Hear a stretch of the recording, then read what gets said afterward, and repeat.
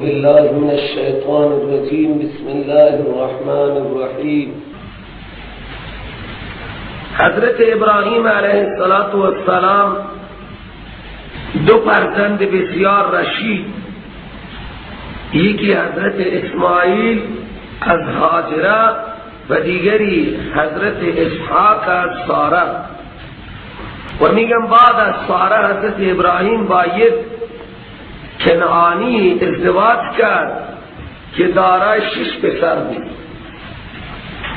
6 پسر دیگر الله تعالی بیشان عنایت کرد، لیکن این دو پسر بسیار برومند بودند. در تفاسیر نوشته خانم کنعانی بعد از وفات ساره ازدواج کردند و دارای 6 پسر شدند. به این خاطر بنیه جمع آورده شده است، بنین بوده و وصیت کرد به این کلمه توحید. ابراهیم علیه السلام فرزندان خود را و یعقوب مضمون توصیه ابراهیم و نواسش یعقوب برومند فرمود: یا بنیه، ای فرزندان ما، ان الله اصطفى لكم الدین، الله تعالی برای شما دینی را برگزیده است. ببینید فلا تموتن، برای شما موت نیاید، شما نمیرید مگر در حالی که تسلیم باشید، اعتقادا، عملا، اخلاقا برای خود، یعنی تا آخرین لحظه حیات، تا دم مرگ باید انسان بر توحید و ایمان استوار باشد. این ام کنتم شهدا جواب یک اعتراضی. یهودی های لعنتی به پیغمبر علیه السلام گفتند: الست تعلم ان یعقوب لما مات اوصى بنیه بالیهودیه؟ تو نمیدانی که یعقوب هنگامی که میخواست جان بدهد توصیه کرد بچه هایش را به یهودیت که باید به دین یهود باشید و دین یهود چیزی نیست که منسوخ بشه. یعقوب توصیه کرده. الله سبحانه و تعالی رد می کند. این امر نافیه هست. ام کنتم شهدا استفهام انکاری. آیا بودید شما حاضر اون لحظه ای که حاضر شد برای حضرت یعقوب موت، یعنی اسباب موت وقت برای حضرت یعقوب علیه السلام حاضر شدن، شما آنجا حاضر بودید؟ یعنی نه. پس چرا دروغ میبندید و چنین چیزی که علمش را ندارید؟ بلکه حقیقت اینه که حضرت یعقوب هم مثل حضرت ابراهیم علیه السلام لحظات موت بچه‌هاش را جمع کرد، نوازها را جمع کرد. این هم بدانی سروران گرامی، هنگامی که ملک الموت برای قبض روح نبی می آید اجازه میگیری. وقتی ملک الموت آمد که لحظات موت شما دیگه فرا رسیده، اجازه هست قبض روح کنیم. حضرت یعقوب علیه السلام فرمودن پس حاضرین که جان به جان آفرین بدهیم، لیکن لحظاتی صبر کن تا من توصیه هایی را بچه ها را کنم. 12 فرزند با تمام نواسه هایش را حضرت یعقوب علیه السلام خواندن و توصیه کردن، همان توصیه که جد بزرگوارش حضرت ابراهیم خلیل الله کرده بود. این اذ حضر یعقوب الموت مبدل منه است. اذ قال لبنیه، این بدله به طور تعدیل. ما بودید حاضر یهودی ها اون لحظه ای که موت برای یعقوب علیه السلام فرار رسید و ملک الموت اجازه قبض روح داشت میکرد، هنگامی که لبنیه حضرت به فرزندان خودش فرمود: ما تعبدون من بعدی، فرزندانم شما بعد از من کی را پرستش میکنید؟ شما عابد چه کسی میشید؟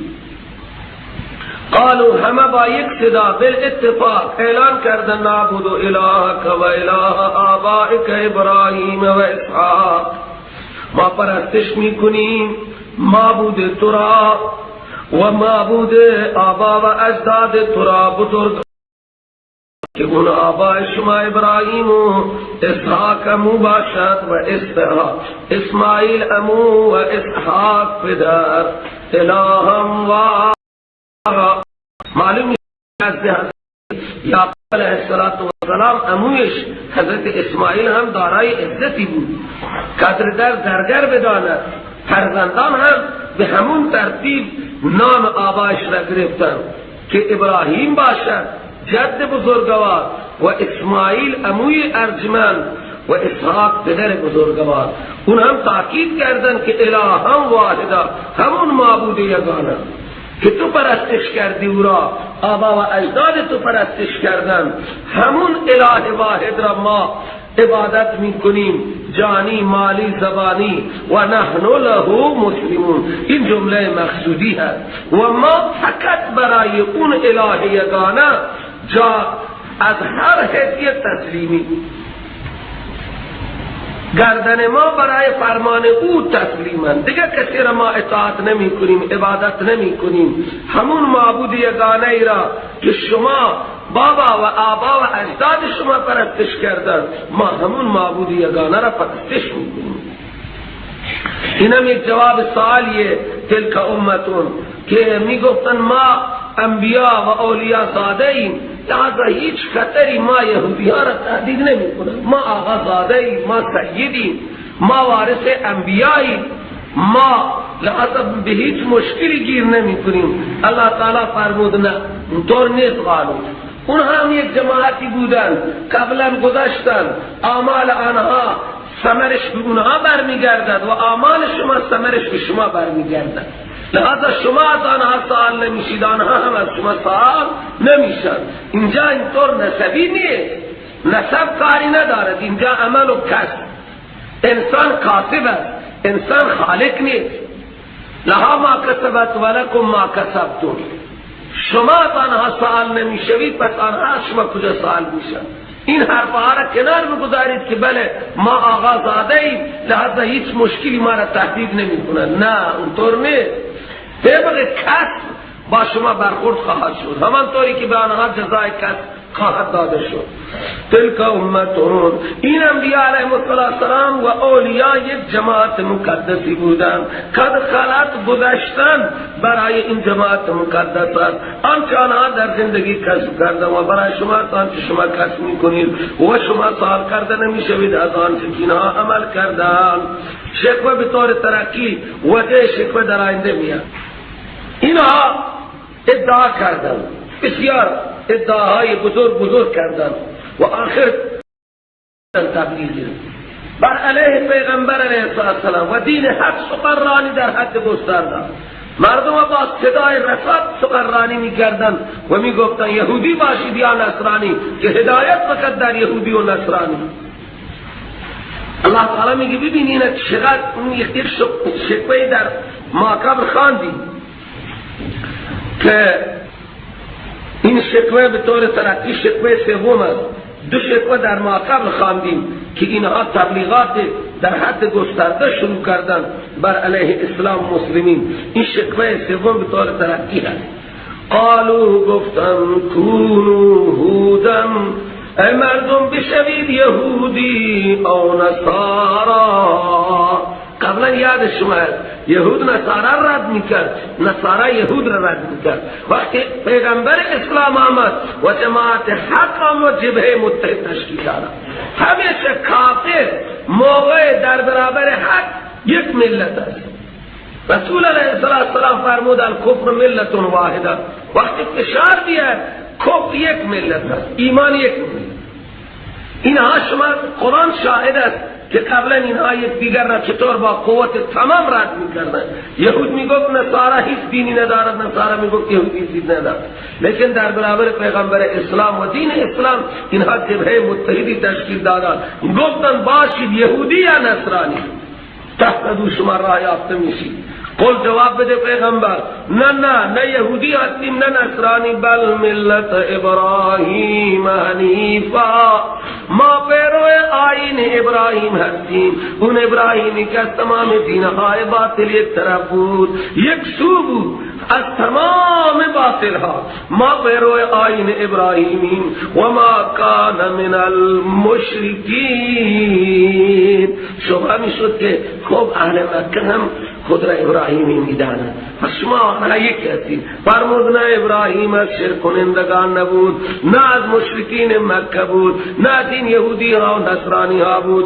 قولوا، خلاصه مذهب ابراهیمی این است. بگید بینا در جواب تبلیغ آمنا بالله، ما ایمان آوردیم به خدا، یعنی تمام الله را با ذات و صفاتش قبول داریم. همچنین ایمان داریم به آنچه نازل کرده شده به جانب ما، قرآن عظیم و شان، وحی مطلوب و غیر مطلوب، و آنچه که نازل کرده شده به طرف ابراهیم و اسماعیل و اسحاق و یعقوب و الاسباط اولاد یعقوب که نبی گذشتن، و به آنچه داده شده موسی و عیسی. خلاصه کر و به آنچه که داده شدن همه انبیا از جانب پروردگار. یکی میگه من موسوی هستم، یکی میگه من عیسوی هستم. نه، ما همه را قبول داریم. ایمان داریم به ذات مقدس خدا. الله را با ذات و صفات یگانه میدانیم، نه با صفات خدا کسی را شریک میکنیم، نه با ذات خدا کسی را شریک میکنیم، و نه در عبادت خدا کسی را شریک میکنیم. به تمام کتب انبیا ما ایمان داریم، خصوصا به آنچه که به طرف ابراهیم نازل شد، صحایفی به طرف ابراهیم نازل شده بودند، اسماعیل و اسحاق و یعقوب و اسباط، و به آنچه داده شده موسی کلیم و عیسی روح الله. خلاصه و به آنچه که داده شده همه انبیاء الهی از جانب پروردگار. بین رسالت انبیاء کیفیت ایمان ما اینطوره، لا نفرق بین احد منهم، ما تفریق قائل نیستیم بین هیچی کی از این انبیاء. همه انبیاء الهی را نبی میدانیم. این نیست مثل شما بی ایمان ها یهود مسیح علیه السلام را رد می کند، نصارا موسی کلیم و دیگر پیغمبرها را رد می کند، یا حضرت سلیمان علیه السلام را نبی نمیدانند. ما انطور نیستیم، لا نفرق بین احد منهم، بین هیچ یکی از انبیاء ما تفریق قائل نیستیم به رسالت همه انبیاء و به تمام آن کتاب‌های و صحائف و وحی که به انبیاء شده همه را قبول داریم. ایمان اجمالی ما به تمام کتب آسمانی است. لیکن جمله مقصودین ونحن له مسلمون، ما فقط و فقط برای خدا گردن را میاریم پایین، پیش هیچ نبی ولی سجده نمی کنیم. مثل شما یکی عزیر را میخوانید و نذر و خیرات میدید و برای او تملک میکنید. نه، ما همه خوشامد ما و تملک ما و تسلیمی ما برای الله. همه انبیاء را با تمام وحی که به جانب آنها نازل شده قبول داریم، لیکن تسلیمی فقط برای خدا. گردن ما فقط برای خدا میاد پایین. نه، این جمله مقصودیه، نحن له مسلمون، جمله مقصودی ایمان بر تمام انبیاء، لیکن عبادت فقط برای الله. اصلا اللہ تعالی میگه معیار ایمان یهود و نصارا را بیان. یهودی ها گفتن کونوا هودن او نصارا تهتدوا. اللہ تعالی گفت اگر این یهودی ها ایمان بیارن مثل ایمان شما. اللہ تعالی میگه معیار ایمان صحابه رسولن. اگر شما این یهودی ها ایمان آوردن به مثل ما آمنتم بی، ما مصدریه هست، لازم جمله را به معنای مصدر میکنه. اگر اینها ایمان آوردن مثل ایمان شما، به مثل آن ایمانی که شما آوردی، به اون کیفیت ایمان آوردن که سجده و عبادت را به خدا انحصار کردن، برای غیر خدا سجده و عبادت نکردن، تو فقط اهتدوا، اونها راه را میابند. نه در یهودیت نه در آیین مسیحیت هدایت باقی نمانده. آنها چی گفتن؟ کونوا هودن او نصارا تهتدوا. اللہ تعالی گفت نه، معیار ایمان ابو بکر است، معیار ایمان حضرت علی است، طلحه و ظهرن اگر ایمان آوردن مثل ایمان شما تو هدایت هستن، ورنه و ان تولوا اگر اعراض کردن از ایمان و ایمانیات تو پس شما تعجب نکنید پیغمبر جزا مقدره. چرا این علت جزا؟ فانما هم فی شقاق، آنها در یک اختلاف بسیار بزرگ قرار دارند. اگر باز اعتراض کردن بدانید که آنها خیلی اینادی هستند. اگر اعتراض کردن تو تعجب نکن، چرا که اینها در یک اختلاف شدید قرار دارند. خب اینها دشمن خطرناکن، به ما آسیب میرسانند. این همه ادعا تشکیلات نظامی و این همه سرمایه‌داری مال اینها. الله تعالی فرمود شما ناراحت نباشید، فسیکفیکهم الله، شما را کفایت میکند از شر آنها الله کافی است. اگر اینها هر چقدر ادعا دارند و تشکیلات دارند، یهود در مدینه و اطراف ریاست دینی بر مردم، ریاست مالی بر مردم، مال یهودی. الله تعالی فرمود فسیکفیکهم الله، که کفایت میکند شما را الله تعالی شر آنها و هو السمیع العلیم. الا که او سمیع، ایذای قولی آنها را میشنود و علیم هست، لحظا ایذای فعلی آنها را میداند. او سمیع و علیم بكل شیء است، لحظا شما ناراحت نباشید، خدا شما را از شر آنها کفایت میکند. این نصارا یک عادتی داشتن که وقتی کسی میشد نصرانی او را رنگ زردی میزدن و میگفتن دیگه این نصرانی کامل شد. الله سبحانه و تعالی فرمود که شما بگید ما قبول کردیم قبل از صبغت الله، قولو قبلنا محذوفه، بگید شما که ما قبول داریم رنگ خدا را، اون رنگ ایمانی که الله داده است، ما اون رنگ الهی را قبول داریم. و چه کسی زیباتر است از خدا از نظر رنگ ایمانی که خدا میدهد به مؤمن، ما اون رنگ را قبول داریم. ولیکن جمله مقصودی ما اینه و نحن له عابدون، ما فقط و فقط برای خدا عبادت کننده ایم. همه انبیاء را قبول داریم لیکن عبادت ما فقط برای خدا انجام میگیرد. این جمله مقصودیه. نحن له مسلمون، نحن له عابدون، نحن ما فقط و فقط برای الله عبادت میکنیم، جانی مالی زبانی انبیاء را قبول داریم، کتب انبیاء را قبول داریم، لیکن عبادت حق خدا است. و نحن له عابدون. بعد از این بیان اگر اینها قبول نکردن، بیان توحید شد، بیان رسالت شد، اگر در باب رسالت شبهاتی وارد کردن، شما دفع می فرمایید از سیقول شبهات دفع میشن. و اینجا الله سبحانه و تعالی برای رفع خصومت اینها که اینها وقتی آمدن، شما بگید مردم شما درباره عبادت خدا چرا با ما اختلاف میکنید؟ خود شما میگید که عبادت حق خدا و ما هم که میگیم نحن له عابدون، شما با ما چرا مخالفت میکنید؟ قل بگو برای اینها زجر اتحاجوننا فی الله، آیا شما خصومت میکنید با ما نسبت به توحید الله؟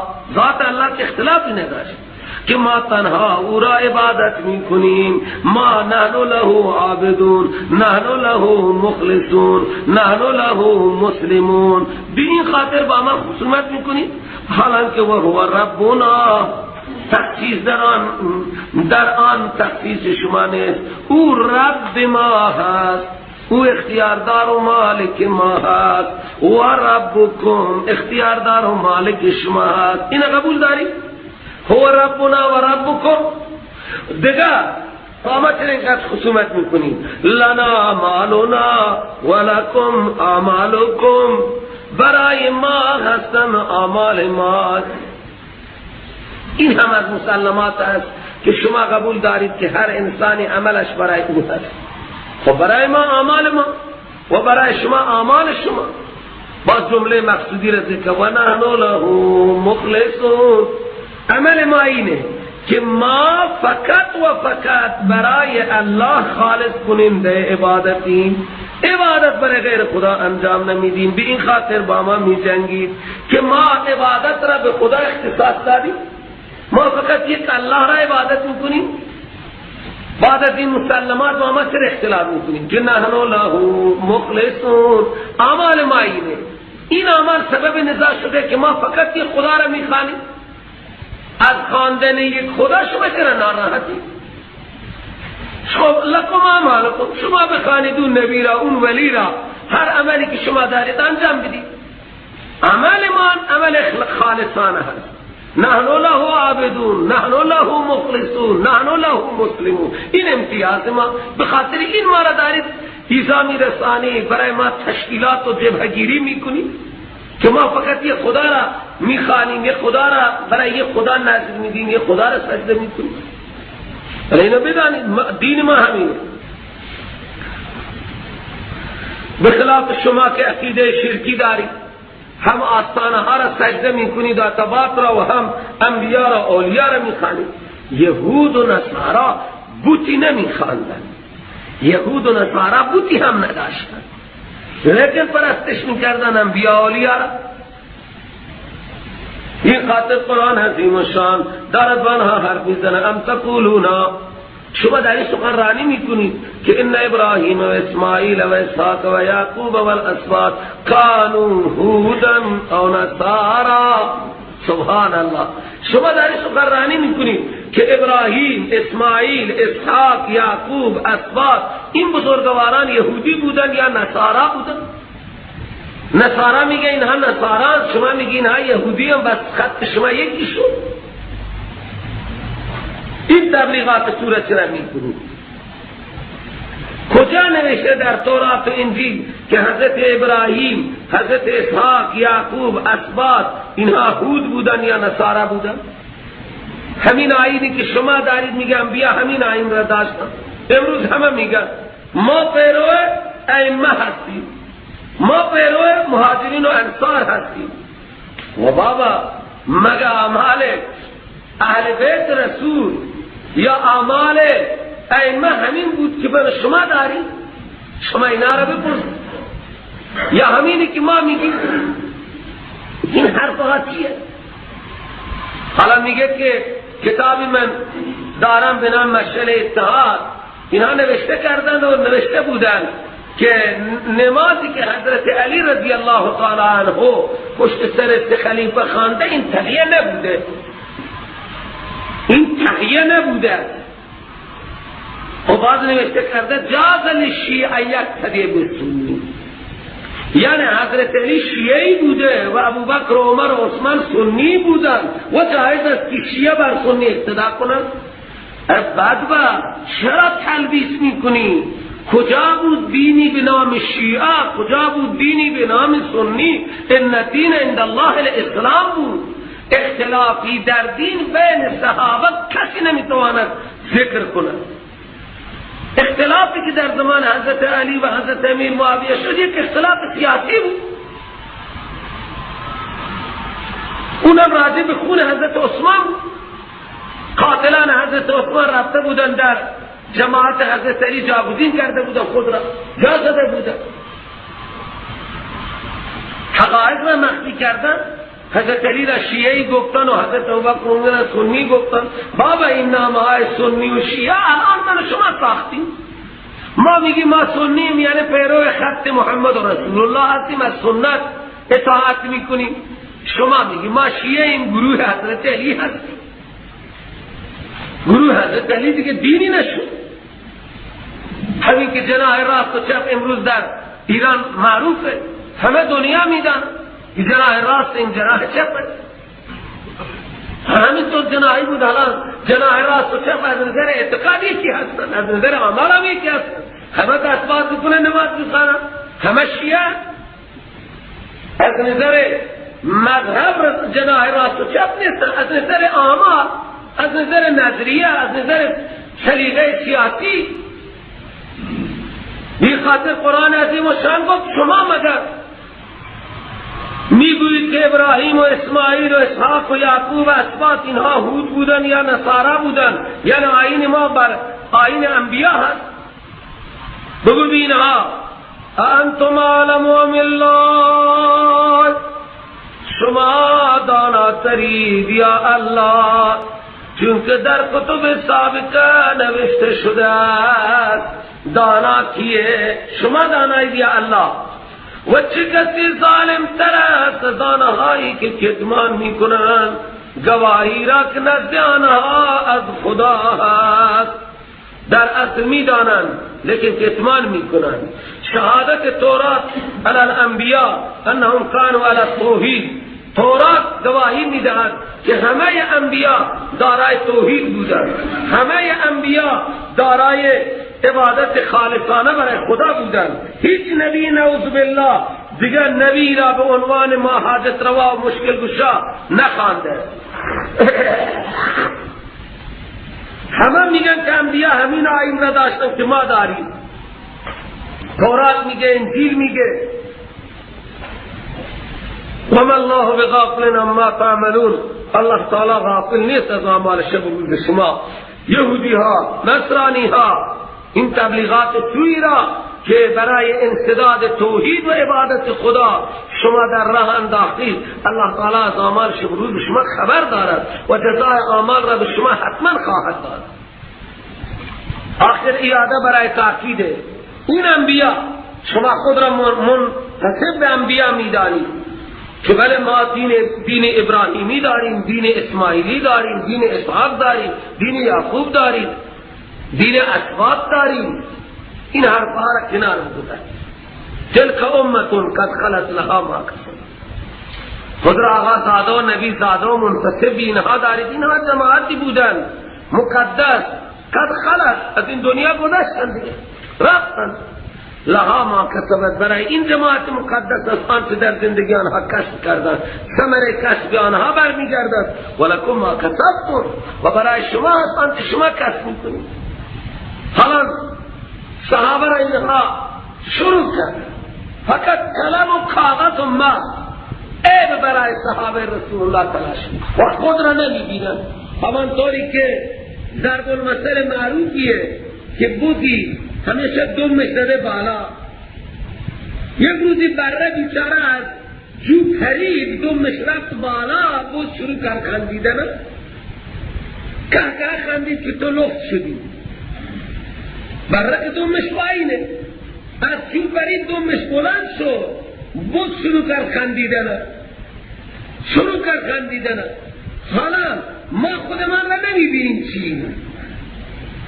فقط گفتیم ابو بکر این ضعف داشت، عمر این ضعف داشت، طلحه و زبیر اینو کوتاهی را داشت، دیگه هیچ. و دیگه نتیجه گیری میکنیم غیر مسلمانه، نعوذ بالله مرتد. هر چی بودن بابا تلک امتون قد خلت لها ما کسبت ولکم ما کسبتم، کسب شما برای شما، کسب آنها برای شما. از این تنقیدات و از این کلام و کاغذ ها و از این مغزهایی که شما بر علیه صحابه پیغمبر به کار میگیرید و شب روز تعریف و تصنیف و تبلیغ و اشعار، شما چی گیر میاد؟ شما مگه مسئول اعمال آنها هستید؟ قوت نیکی نداری بد نکن.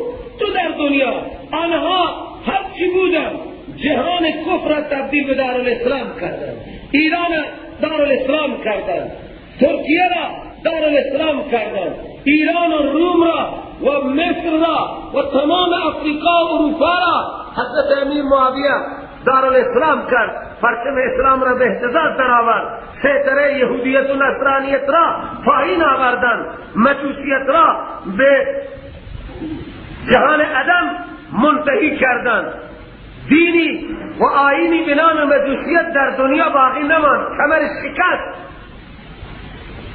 شما کارنامه نشان، شما چه کردید برای خدا، چه کردید برای اسلام؟ کدوم دارالکفر را، کدوم روستای، کدوم یهودی را، کدوم نصرانی را، کدوم مجوسی را کدوم هندو را، کدوم سرزمین کفر را شما و من دارالاسلام کرده اید؟ بگید کدوم قصه را؟ بله صحابه همه کفرستانها را شاهد از دنیا و جهان و تاریخ که آن کفرستانهای بزرگ جهان را مثل ایران و روم اونها دارالاسلام کردند و امروز هم دارالاسلام هستند، کشورهای اسلامی حساب میشن.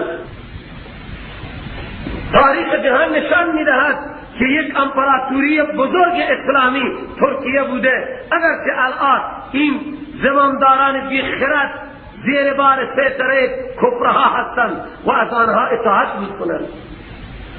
روستاها را و شهرها را آنها با قدم میمون خود دار اسلام کردند. پرچم لا اله الا الله محمد رسول الله در هر نقطه دنیا اگر صحابه قدم گذاشتند تا امروز ندای الله اکبر، ندای قرآن، ندای محمد رسول الله در دنیا پخش است. اون سرزمینی نیست که صحابه قدم گذاشته باشند و امروز کلمه لا اله الا الله محمد رسول الله به سن نرسد، ندای الله اکبر نباشد، صدای قرآن مجید نباشد. کدوم نکته هست؟ امروز 1400 سال شما و من کدوم کافر را مسلمان کرد؟ بر اعمال شو مسلمان، لحظه مسلمانها را هم نسبت به اسلام بدگمان کردیم، چنان عمل کردیم که حتی همونایی که کلمه خواندنها حاضرن که بیزار بشن. سبحان الله. اکنون سوال دیگر، شبهاتی الله سبحانه و تعالی می فرماید راجع به تحویل قبله.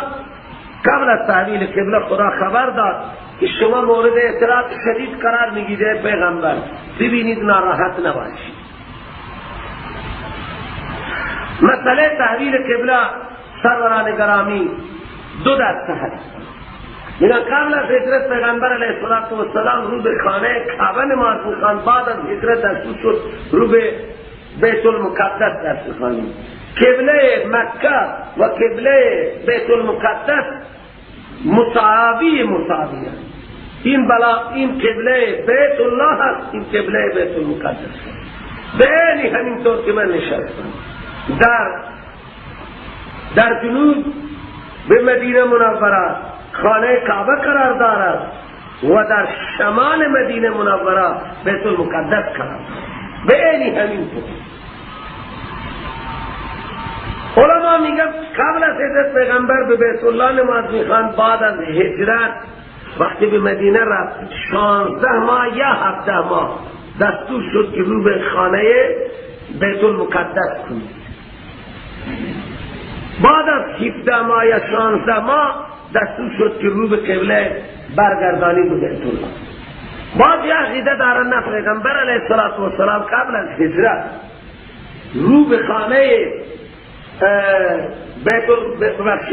رخ به بیت المقدس نماز می‌خواندند، لیکن به کیفیت ایستادند در جنوب خانه کعبه می ایستادند که هم خانه کعبه می آمد به جلو و هم بیت المقدس می آمد به جلو. وقتی در جنوب خانه کعبه کسی بیستاد، همین جایی که برسنمانن و پرسنم اینجا خانه کعبه هست، پس رخ به هر جلو میشه.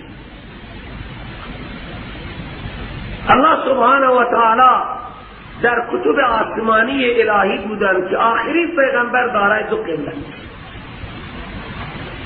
رسول علیه السلام لحاظ تحویل قبله یک مرتبه میشه از بیت المقدس به مسجد. اگر اول به بیت المقدس به کعبه بوده، بعد به بیت المقدس بوده، بعد از بیت المقدس به کعبه برگشته، تحویل قبله دو مرتبه انجام میشه. لیکن آنچه از قرآن عظیم الشان معلوم می شود همین است که رسول علیه السلام اول بیت الله نماز میخواند، بعد از هجرت دستور بیت المقدس شد، بعد دستور داده شد.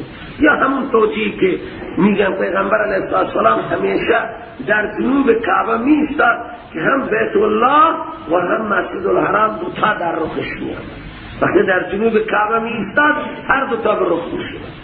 حالا مسجد ذوالقبلتین وقتی انسان میره کاملا همینطور مشخصه که دو تا قبله با همونطور مساویه. رسول علیه السلام اینجا داشت نماز میخواند، رخش به شمال بود. وقتی که دستور آمد سر نماز دستور خدا آمد، پیغمبر علیه السلام از سر نماز برگشتند و آمد از اینجا و صحابه هم تقلید کردن. حالا انسان وقتی نگاه میکند تو تا محراب هم اینطور میفرمید. این محراب مسجد الاقصی هست و این محراب بیت الله. مسجد هم همینطور ساخته شده، شمالی جنوبی. مدینه منوره مسجدها شمالی جنوبی ساختند، محراب مسجدها به جنوب است. این مکه مکرمه در جنوب مدینه منوره. مسجد ذوالقبلتین بین خاطر میگن که اولین نماز رسول علیه السلام برای عیادت صحابی یا فوت کرده بودن در آن محله آمده، از مسجد النبی فاصله دارد. مسجد ذوالقبلتین اونجا حاجی ها حتما میبرن حاجی ها را، قانونه هم میبرن، یعنی کاروانه ها و ایسها. مسجد ذوالقبلتین مثلا همون علامت قبله را هم باقی گذاشتن که محراب پیغمبر علیه السلام جای ایستادن بوده رو به شمال، همینطور کاملا همینطور مثال. الله سبحانه و تعالی پیغمبر علیه السلام میفرماید سیقول السفهاء من الناس، ان قریب میگویند احمقانی از انسان. از این سفهاء مراد مشرکین مکه، یهود، منافقین. خبر الله تعالی سفهاء بود. الله تعالی هم داغای اونهایی که متمردن کلمات تندی برایشون اعمال میکنه. سیقول السفهاء، ان قریب میگویند احمقان دنیا از انسانها. این سفهاء از انسانها هستند. ما والله من قبلتهم التي، چه چیزی منصرف کرد پیغمبر را و صحابه را و مؤمنین را از قبله آنها؟ مراد بیت المقدس، اون قبله ای که کانو علیها بودن بران قبله، چه چیزی اینها را منصرف کرد؟ جواب اول حاکمانه، قل لله المشرق والمغرب، بگو به خدا اختصاص دارد مشرق و مغرب، مالک تمام جهان الله است، لذا کسی حق اعتراض ندارد. ستکار هستی که سوال بکنی ما واللهم ان قبلتهم التي كانوا عليها. جواب اول حاکمانه بگو لله المشرق والمغرب. جواب حکیمانه یهدی من یشاء الى صراط مستقیم، ہدایت میکند الله سبحانه و تعالی هر کس را که میخواد به صراط مستقیم، یعنی دین اسلام. تفسیر جلالین صراط مستقیم را اینجا معنی دین اسلام کرده. الله تعالی به دین اسلام در مشیت او هست که در تعبیر قبله هر کسی را هدایت کند یا نکند. همه چیز مشیت خدا هست. مشرق و مغرب اختیار خدا هست. به هر جهتی که خدا دستور بدهد کسی حق چرا ندارد، کسی حق چرا ندارد. او هر کس را بخواهد مطابق مشیت خودش به دین اسلام هدایت میکند.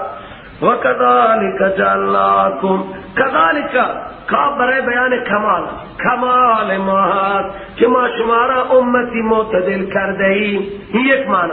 کذالک برای تشبیه باشد، یعنی همانطوری که ما شما را هدایت کردیم ای پیغمبر و صحابه، ای پیغمبر و صحابه همانطوری که ما شما را هدایت به صراط مستقیم و دین اسلام کرده ایم، همچنین ما شما را قرار داده ایم یک امت معتدل، یک امت معتدلی.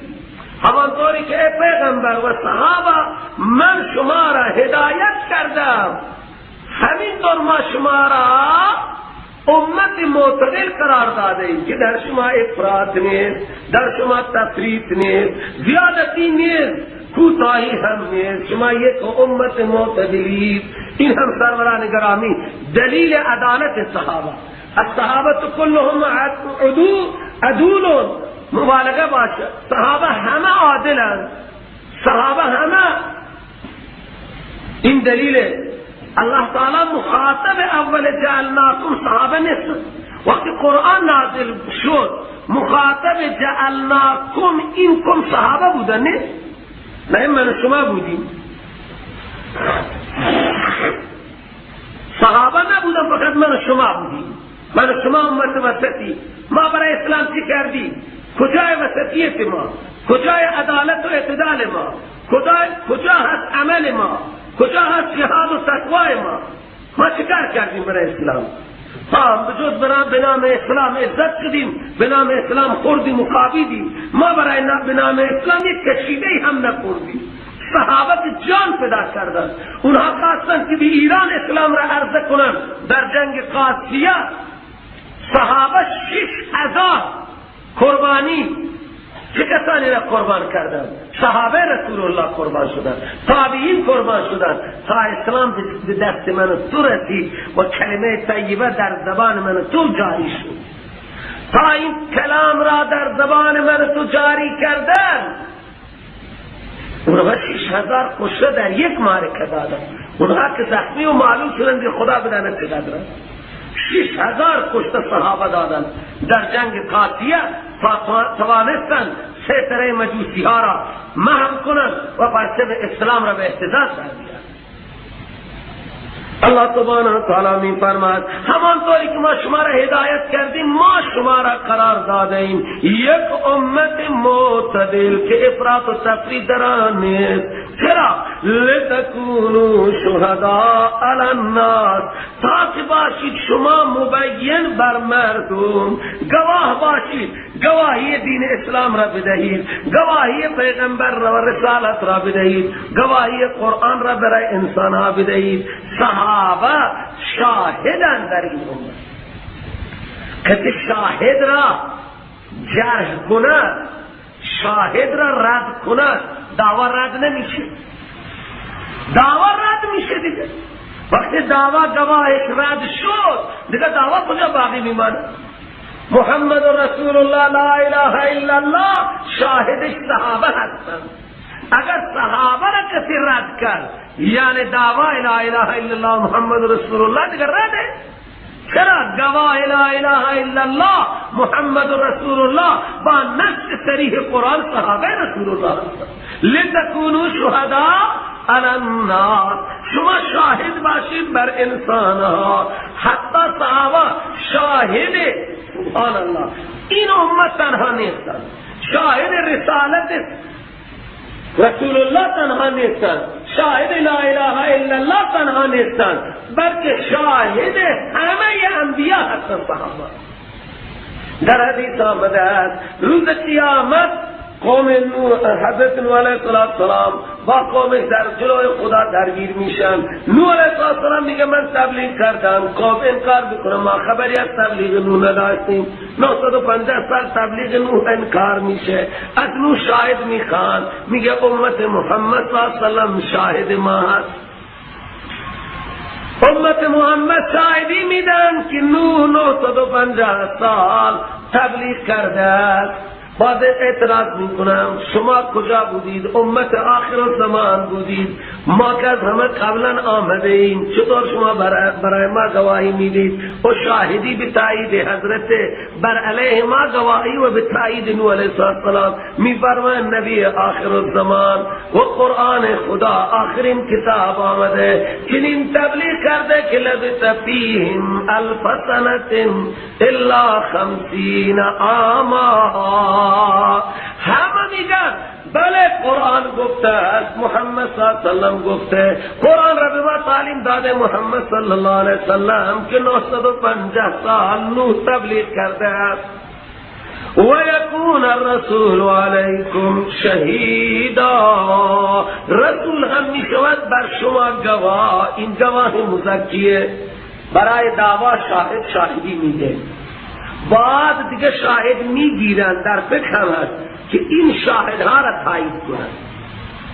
4 نفر گواهی یک دعوا را میده، باید برای هر گواه یک شخص بیاد مزکی که این گواه راست میگه، گواه دروغگو نیستند. صحابه شاهد تمام انسان ها هستند، خصوصا شاهد نوح علیه السلام، ابراهیم علیه السلام، حضرت عیسی، تمام انبیایی که قرآن عظیم الشان تفصیلا یا اجمالا از آنها بحث کرده، تمام صحابه و مؤمنین شاهد انسان ها میشن و رسول پاک صلی اللہ علیه وسلم شاهد این شاهدها. شما باشید گواه علی الناس و یکون الرسول علیکم شهیدان.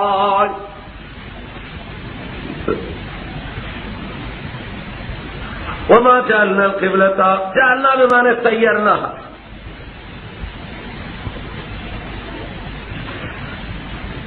لہذا دو مفعول میخواد، مفعول ثانیش محذوفه. و ما نگردانیدیم قبله ای را که بودید شما ای پیغمبر بر آن قبله قبل از هجرت.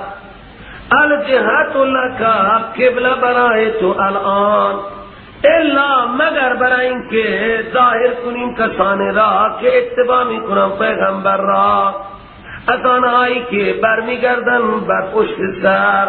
بسیاری از تحویل قبله برگشت.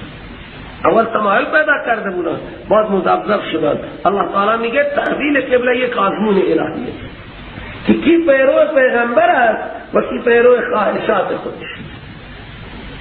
و این تحویل قبله را خوب تبلیغ کردن بر علیه اسلام و مسلمین. ما نکردیم ای ما سیرنا القبلة التي این التي كنت علیها صفت برای قبله. الجهت لك الان این مفعول ثانی میشه.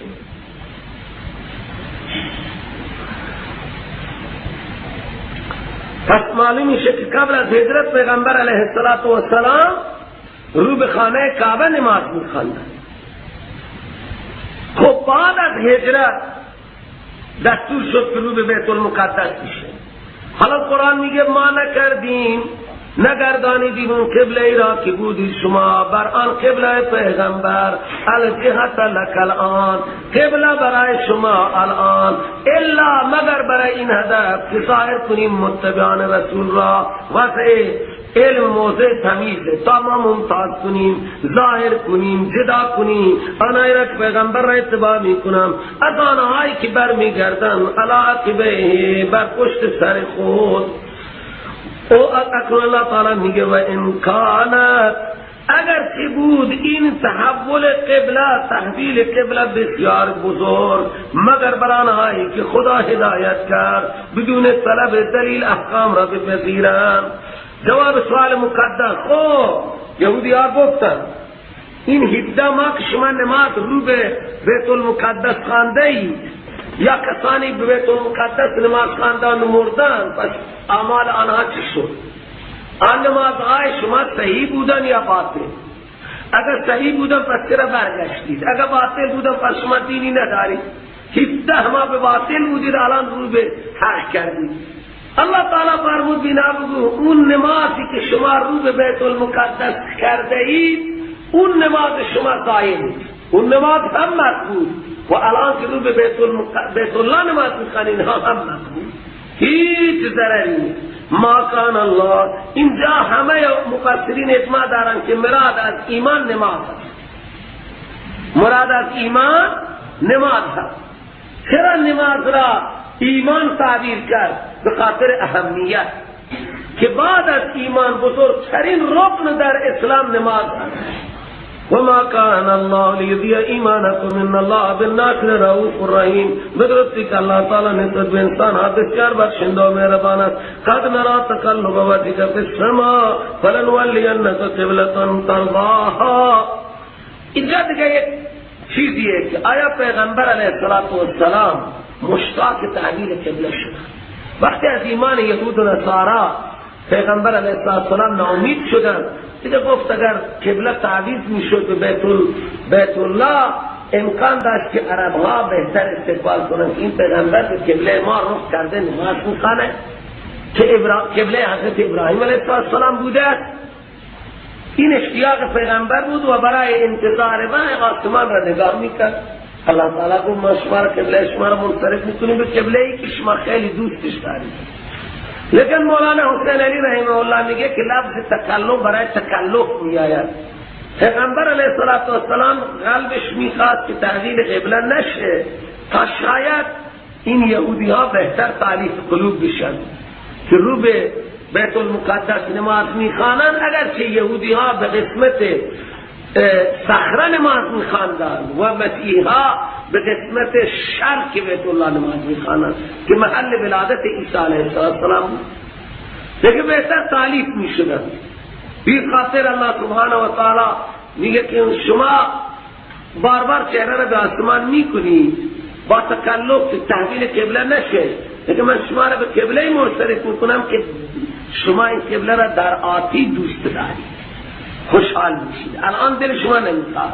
البته این تعبیر مولانا حسین علی جمهور هم اینه که پیغمبر اشتیاق تعبیر قبله داشتن و به طرف آسمان متوجه به آمدن جبرائیل و نگاه در مسیر آمدن جبرائیل بود که جبرائیل از آسمان میاد و حکم تحویل قبله را میاره. این خاطر الله سبحانه و تعالی فرمود ما شما را به قبله منصرف میکنیم که شما را دوست دارید. هر توجیه در حاشیه نوشته بود و من بیان کردم. ما دیدیم گشتن چهره شما را به طرف آسمان، وعده اول تحویل قبله، پس شما را منصرف میکنیم به قبله ای که دوست دارید شما الان اون قبله را. طبق مولانا بیان مولانا که تکلف برای تکلفه معنی شما در آتیان را محبوب قرار میدید، لہذا فوری حکم آمد فولی وجهک شطر المسجد الحرام، پس منصرف کن چهره ترا به جانب مسجد حرام.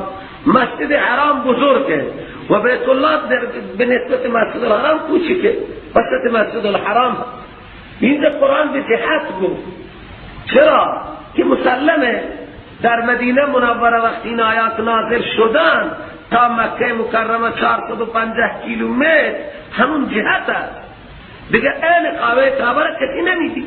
الان هم میگن این حضرت قطب نماها و غیرها گفتن که قبله پیغمبر مستقیم به خانه کعبه نیست. اینم بدبختی اینهاست با آله‌ای که درست کردن. یک مولوی یک زمان شروع کرده بود همین غطی قبله نما را گرفته بود و این مسجد قبله و همین جهت برای ما قبله. پیغمبر علیه السلام اهل مدینه را گفت بین مشرق و مغرب قبلة لكم. برای ما هم سروران گرامی بین این دوتا این طرف نما قبله ما جهت ہے. خدا گفت جهت، شطر به معنی جانب. مسجد الحرام هم بود که مسجد الحرام خیلی بزرگه به نسبت خانه کعبه. خانه کعبه مثل یک خانه در وسط مسجد الحرام قرار دارد. فولی وجهک شطر المسجد الحرام، چهره را منصرف کن به جانب مسجد حرام. خب این در حضره. در سفرم گفت حیث ما کنتم، او حکم پیغمبر، این حکم برای امته. هر جایی که بودی شما امتی ها منصرف کنید چهره را به جانب مسجد حرام. و ان علت سوم، الله تعالی گفت تحویل مسجد، تحویل قبله حکمت های زیادی دارد. یک علت اجمالی الله سبحانه و تعالی فرمود خدا به هر تکلیت هر کس را بخواهد تحویلش میکند. علت دومینه که قبله محبوبه و پیغمبر علیه السلام میخواست. و این علت سوم که خب تحویل قبله یک مدرک بیشتری است که در صفت پیغمبر اینه که صاحب دو قبله است. و به درستی آنها که داده شدن کتاب را یقینا میدانند مگر انادا قبول نمی کنند که این تحویل قبله حق است از جانب رب آنها و نیست خدا غافل از آن که اینا عمل می کنند. لذا این آیه وعده و وعید هست. اما یعملون تهدید هم است. خب من خبر دارم میرم چیکار میکنم. ولهذا بعض هم وعده هست. الله تعالی آنهایی که از خدا اطاعت میکنن فرمان خدا را و رسول را اطاعت میکنن خدا از اعمال آنها خبر دارد و آنها را جزای خیر میدهد. اکنون الله تعالی به پیغمبر علیه السلام میفرماید اینها اینقدر عنادی است که شما هر نوع آیه و دلیلی بیارید برای تحویل قبله اینها حاضر نیست قبله شما را اطاعت کنند. قبله یک چیز حسی در اون منافقت نمیشه. این خاطر سروران گرامی الله سبحانه و تعالی به پیغمبر میگه نه شما تابع قبله آنها میتونی بشید و نه آنها. اگر شما بیارید برای اینها که داده شدن کتاب هر نوع دلیل اینها اتباع نمی کنن قبله شما را و شما هم نیستی تابع قبله آنها. از این تاریخ به بعد شما هم رو به بیت المقدس نمی کنید. چرا؟ که و ما بعضهم بتابع قبله بعد، اینها باقی اینها تابع قبله دیگری نیست. یهود قبله نصارا را، نصارا قبله یهود را. یهود رخ به صخره بیت المقدس میکردن و آنها رو به شرق میکردن نصارا. الله تعالی گفت شما هم تا الان که بیت المقدس را قبله شما بوده، از این تاریخ شما حق ندارید که رو به بیت المقدس. شما هم از قبله آنها اطاعت نمی کنن، هم از قبله شما اطاعت نمی کنن. خلاصه بعض آنها هم تابع قبله بعض نیست. زجر دوم، اگر شما اتباع کردید ای پیغمبر خواهشات آنها را، خیالات فاسده آنها را که بوجه منسوخ شدن قبله، شما هم رو به قبله آنها کردید. بعد از اینکه علم آمد پیش شما تو انک اذا لمن الظالمین، به تحقیق شما در این موقع از ظالمین میشید. الذین آتیناهم الکتاب، اونایی که ما دادیم به آنها کتاب، بیان عناد نسبت به نبی صلی الله علیه و سلم. اونایی را که ما کتاب دادیم یعنی یهود و نصارا، یعرفونه ضمیرش دو مرجع دارند. میدانند نبی صلی الله علیه و سلم را میشناسند همانطوری که میشناسند بچه های خود را، یا میشناسند تحویل قبله را چنانچه که میشناسند بچه های خود را. یعنی کاملا معرفت پیغمبر و معرفت تحویل قبله برای اینها هست. همانطوری که انسان ها در شناخت بچه های خودشان شک و شبهه نمی کنند، اینها همینطور هم تحویل قبله را میدانند، هم پیغمبر صلی الله علیه و سلم میدانند. یعنی اینها نسبت به تحویل قبله و نبی علیه السلام غافل نیستند، کاملا اینها معرفت دارند. لیکن ان فریق منهم لیکتمون الحق وهم یعلمون، لیکن یک دسته بزرگی از مراجع تقلید اینها کتمان میکنند حقیقت را و هم میدانند که ما حقیقت را کتمان میکنیم. همه علماء بزرگ یهود و نصارا مراجع تقلید اینها کاملا میدانند که ما کتمان حق میکنیم و کتمان حق را هم میدانند. حق را کتمان میکنند و میدانند که ما، خب وقت انسان حق را کتمان میکنه نمیداند که من حق را کتمان میکنم. درسته؟ اینها هم میدانند که ما حق و حقیقت را داریم کتمان میکنیم. سبحان الله، قرآن چه حقایقی بیان میکنه. این حق انسان را خدا ضدی نکنند، طالبان حق باشید. هر زمانی حق برای شما آمد ولی هم به ضرر شما تمام شد، تحملش کنید ضرر حق را، برای حق را رد نکنید. ببین قرآن میگه الان انسانی اگر بگه یه پیغمبری آمد، چقدر انسان اون پیغمبر محبت می‌ورزد؟ نمی‌ورزد. اگر میگفتن در یک نقطه از دنیا نبی آمده، برای دیدن اون نبی مردم بیشتر اشتیاق پیدا از دیدن بیت الله نمی‌کرد که برای اون نبی را ببینن، از صحبت اون نبی استفاده کنن. موسی کلیم الله در یک نقطه بیاید، عیسی روح الله بیاید، مومن به عیسی و موسی که من و شما هستیم اشتیاق نداریم. اینها به اشتیاق محمد رسول الله نشسته بودن، منتظر آمدن پیغمبر اسلام بودن و اظهار هم می کردن. وقتی پیغمبر آمد هم می شناختن، لیکن ریاست بلایی بود که این چیز را، شناخت پیغمبر را از مردم کتمان می کرد. به مردم نمی گفتن برید اون پیغمبری هست که به انتظارش بود. و این کتمان را هم می دانستن که ما داریم حقیقت را مخفی می کنیم. اون خاطر یک عزت کوچک دنیا اینها اینقدر بدبخت بودن. قرآن در حقیقت میگه ان فریقا منهم، یک دسته بزرگ از این مراجع یهود کتمان حق میکنن و هم میدانند که کتمان حق میکنن. اگر انسان کتمان حق میکنن نمیفهمد که من حق را کتمان کردم. خب این چیزی دیگه که انسان نفهمید کتمان حق شد. لیکن اللہ تعالی میگه نه، اینها هم میدانن که کتمان حق میکنن. الحق من ربک، امر ثابت از جانب رب تو، تحویل قبله، پس نباشو از ممترین. باز قرآن عظیم و شان حکمت تحویل لکل بدعتون، لکل امت، تنوین لکل عوض مضاف له، برای هر امت یک جهتی و یک قبله ای هست.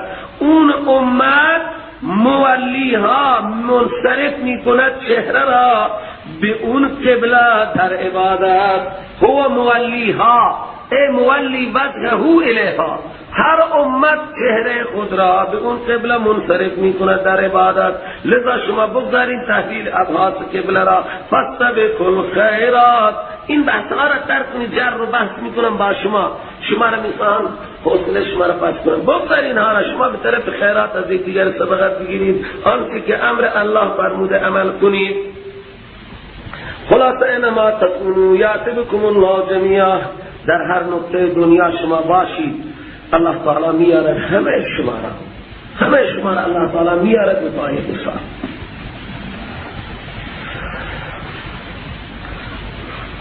ان الله علی کل شیء قدیر، الله تعالی بر هر شیء قادر است.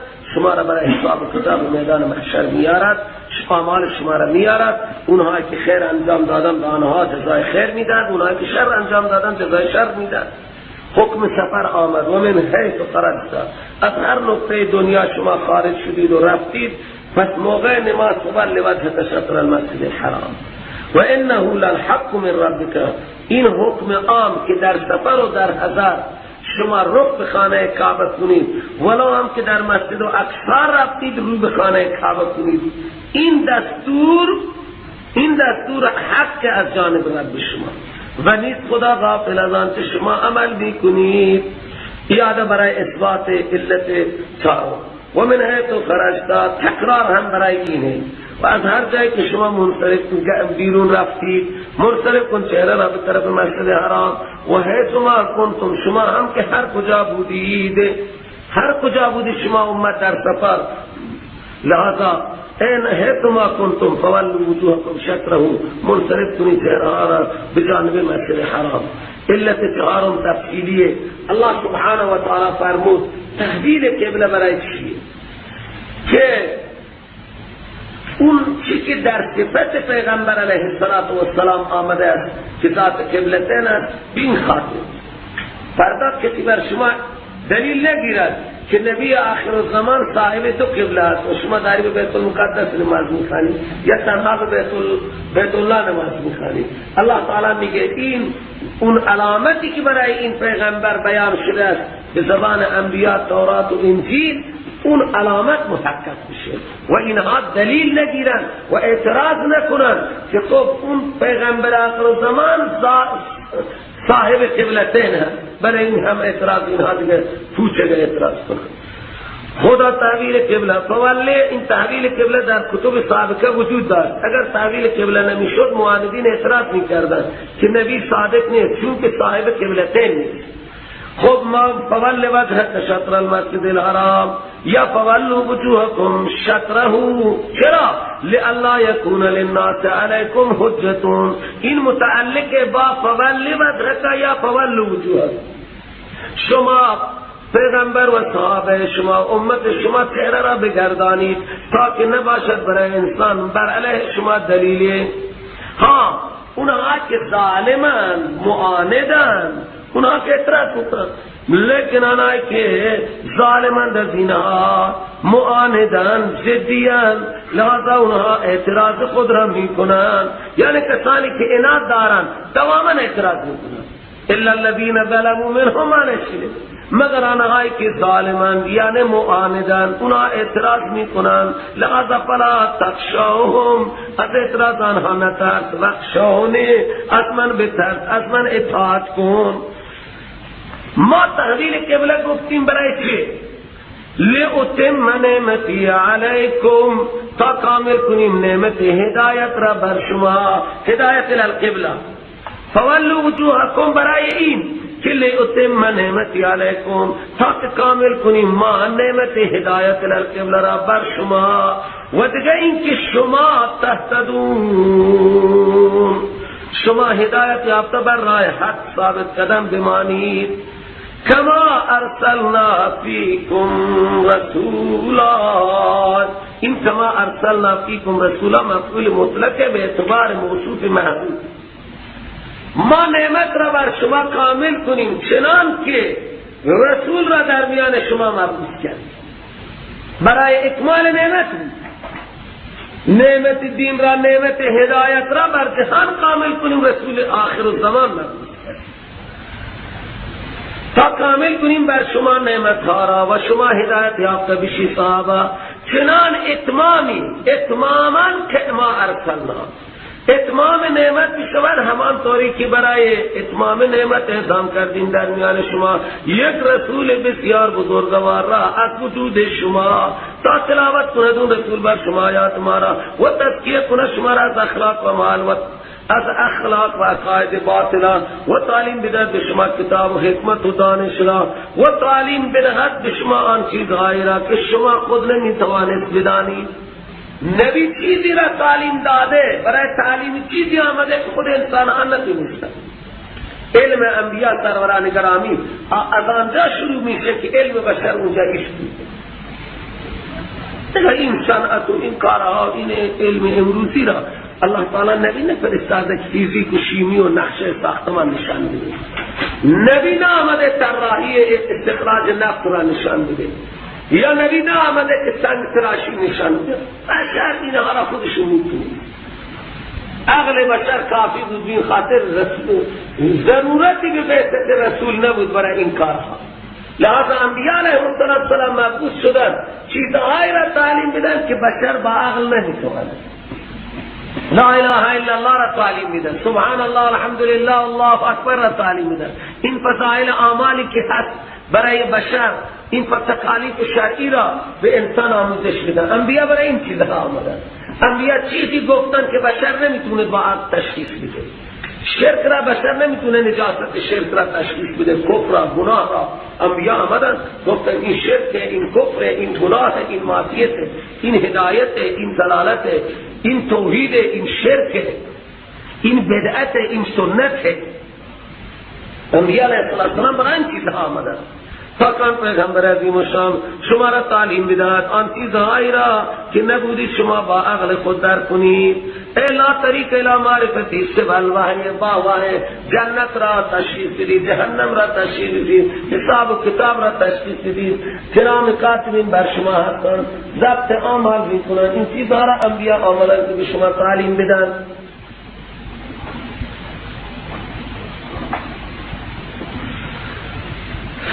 فهمیدید؟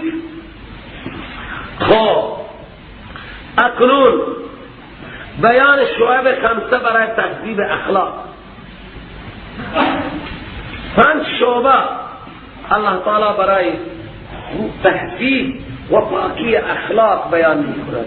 اول تعلیم، ذکر، دوم شکر، سوم صبر، چهارم دعا، پنجم تعظیم شعائر الله. برای اینکه انسان به سعادت برسد و اخلاق حمیده‌ای داشته باشد، الله تعالی می‌فرماید فذکرونی. شعبه اول تهذیب اخلاق ذکر است. مرا یاد کنید اذکرکم، من شما را یاد میکنم. در مقابل انعامات احکام الهی را قبول کنید و او را بخوانید. فقط این ذکر خدا. مرا یاد کنید یعنی تمام دستورات من را اجرا، تمام دستورات من خدا را چکار کنید؟ اجرا کنید. در مقابل اذکرکم، شما را یاد کنید. در حدیث در توضیح آیه آمده است الله تعالی میگه بنده به هر کیفیتی من یاد کنه من او را همون یاد میکنم. اگر من در یک ملا و اجتماعی بنده یاد کند، من او را در یک ملا و اجتماعی یاد میکنم. اگر او من تنها یاد کنه من او را تنها یاد. به هر کیفیتی بنده من خدا را یاد کند، احکام من اجرا کنه، من خدا به همون یاد دستور خدا. فذکرونی اذکرکم واشکرونی واشکرولی. سپاسگزاری کنید از این نعمت‌هایی که من به شما دادم. شکر باعث چیز میشه سروران گرامی، با قلب، با زبان، با جوارح. شکر قلبی نه، انسان اعتراف داشته باشد در قلب همه چیز دان الله و ما بکم من نعمت فمن الله. این شکر و تشکر قلب. شکر زبان چیه؟ انسان سپاسگزاری کند، قرآن تلاوت کند، تسبیح بخواند، بزرگی خدا را، توحید خدا را، برای تایید دین خدا حرف بزنه، همانطوری که بندگان خدا در طول تاریخ مبارزه کرد، امر به معروف نهی از منکر، دعوت الی الله، اینها همه شکر زبان. و شکر جواره اینه که انسان با دست و پا برای رضای خدا حرکت بده، با دست کسب بکنه، با پا راه بره، هر چیزی که انسان از با دست و پا و جواره برای خدا انجام بده، شکر گوش، شکر زبان، شکر چشم، شکر پا، حتی شکر پا، ذکر پا گفته شده خیشان زیارت کردن. ولا تکفرون از نعمت های من ناشکری نکنید، نعمت ها را دیگران نسبت ندهید. اینکه نعمت ها را به دیگر نسبت میدن اینها بزرگترین نعمت حرام و بهترین صورت شکر عبادت الله. شکر الله یعنی عبادت الله. هر دستور خدا را کسی اجرا بکند این شکر. شعبه سوم خب خدا را شما یاد کنید، عظمت خدا را یاد کنید، بزرگی خدا را یاد کنید، یگانگی خدا را یاد کنید و کسی را با خدا برابر بیان نکنید، مشرکی ناراحت میشه. مشرکی فکر میکنن شما همه چیز را برای یاد خدا، شکر خدا و دیگران نفی کردید، دیگران را ذکر نکردید، یاد نکردید، نخواندید، فریاد نزدید، نذر و خیرات برایشون ندادید. و شکر خدا امینه که انسان مال را برای خدا فدا میکنه، به نام خدا میده. شکر نعمته. الله تعالی گفته قربانی قربانی، حج حج، جهاد جهاد، اینها همه شکر نعمت های الهی است. خب وقتی شما من یاد میکنید، شما من شکر میکنید، لغذا بدانید که برای شما دشمن پیدا میشه. لذا در برابر شدائد و مشکلات صبر کنید. الله تعالی میگه یا ایها الذین آمنوا استعینوا بالصبر. اگر بعد از تحویل قبله از طرف اهل کتاب مصائب آمدن، در ذکر خدا و در شکر خدا انسان وقتی یک خدا را فقط شاکری می کند، نظر نمیده برای غیر الله، دیگران را بد می آید. شما وقتی تنهای خدا را صدا می زنید، کافرها و مشرکان را میشن. عجیب این انسان وقتی مغزش خراب میشه کسی نیست که نه علاج کنه. عاجز را بخوانیم، توانا را نخوانیم. از مخلوقی عاجز و ناتوان، ضعیف، محتاج، کسی که برای رفع نیاز معده برای یهودی آب دلو کشیده، او را بخوانیم. اونی که به کسی نیاز نداره او را نخوانیم. عجیبه واقعا این انسان واقعا ظالمه. کسی که به زمان آنها تناب به گلو بوده و 25 سال کامل تسلیم بوده و حقش به دیگران بوده به زمان آنها، اونا بخوانیم. ننگ نیست. کسی را که یک زمان که تعالی کسی خدا را ضربه زده، ها کسی را تعالی کسی تونسته ضربه بزنه، الله ضربه خور هست، ضربه پذیر هست. کسی میتواند به خدا ضربه وارد کنه؟ او خدا را نخوانیم. همینا را که ضربه خوردند و شهید شدند و زخمی شدند و کشته شدند و دفن شدند، اینها را بخوانیم. عجیب این انسان وقتی مغزش خراب میشه کسی نیست که نه علاج کنه. لحظه مشکلات میآیند. اگر شما یاد من خدا کردید و سپاسگزاری از من کردید، مشکلات میآیند. یا ایها الذین آمنوا استعینوا بالصبر. صبر کنید و نماز بخوانید، صبر هم بکنید و دعا هم بکنید. صلات به معنی دعا. ان الله مع الصابرین. الله با صابرین هست. صابرها را الله تعالی میت خاصی با صابرین دارد. صبر سروران گرامی سه قسم دارد: صبر علی الطاعت، صبر علی المصیبت، صبر علی المعصیت. بر طاعت صبر داشته باشد، بر مصیبت صبر داشته باشد و از گناه هم صبر داشته باشد. گناه نکنه، به طرف گناه نره، نفس به طرف گناه میکشه. انسان گناه نکنه، صبر کنه. بعد الله سبحانه و تعالی میفرماید اگر در این مسیر صبر و در مسیر ذکر من خدا و شکر، در این مسیر و در مسیر خواندن من خدا و سجده من خدا اگر کسی کشته شد، لحاظا او را مرده معمولی حساب نکنید. ولا تقولوا لمن يقتل في سبيل الله اموات، آنهایی که در مسیر ذکر من خدا، در مسیر شکر من خدا، در مسیر صبر و در مسیر دعا خواندن من خدا و سجده من خدا که نماز هست، لحاظا هر که کشته شد در این مسیرها در راه من خدا کشته شد، اونا نگید مرده معمولی، نگویید او را که کشته شده در راه خدا مرده های معمولی، بلکه آنها زنده هایی هستند، لیکن شما شعور زندگی آنها را نمیدانید.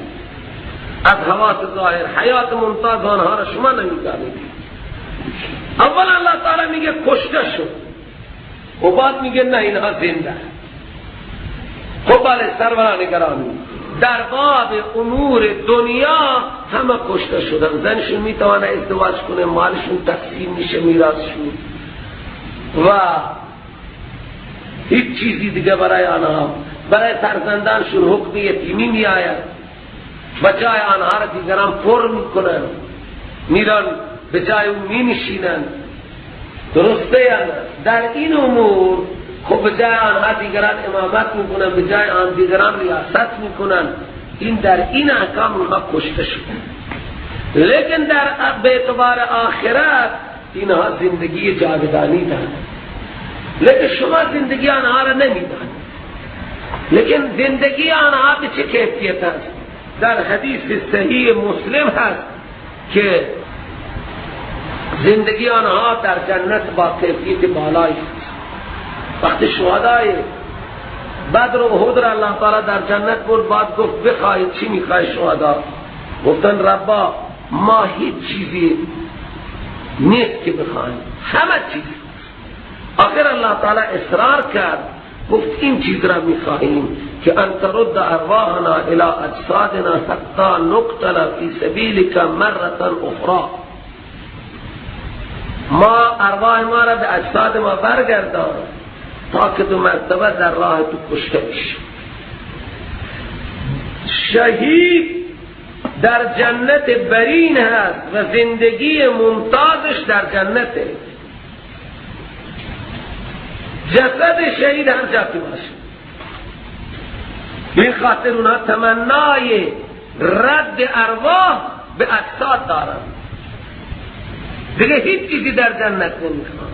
برای اینکه بیان دنیا حکومت و ریاست کنه میگه نه، برای اینکه در راه تو باز دیگر مرتبه دیگر کشته بشی. ان اقتل فی سبیل. شهید لذتی را که در میدان شهادت میبره در جنت احساسش نمیکنه، بین خاطر اونجا بیخواد باز مرتبه کشته بشه. خب این زندگی.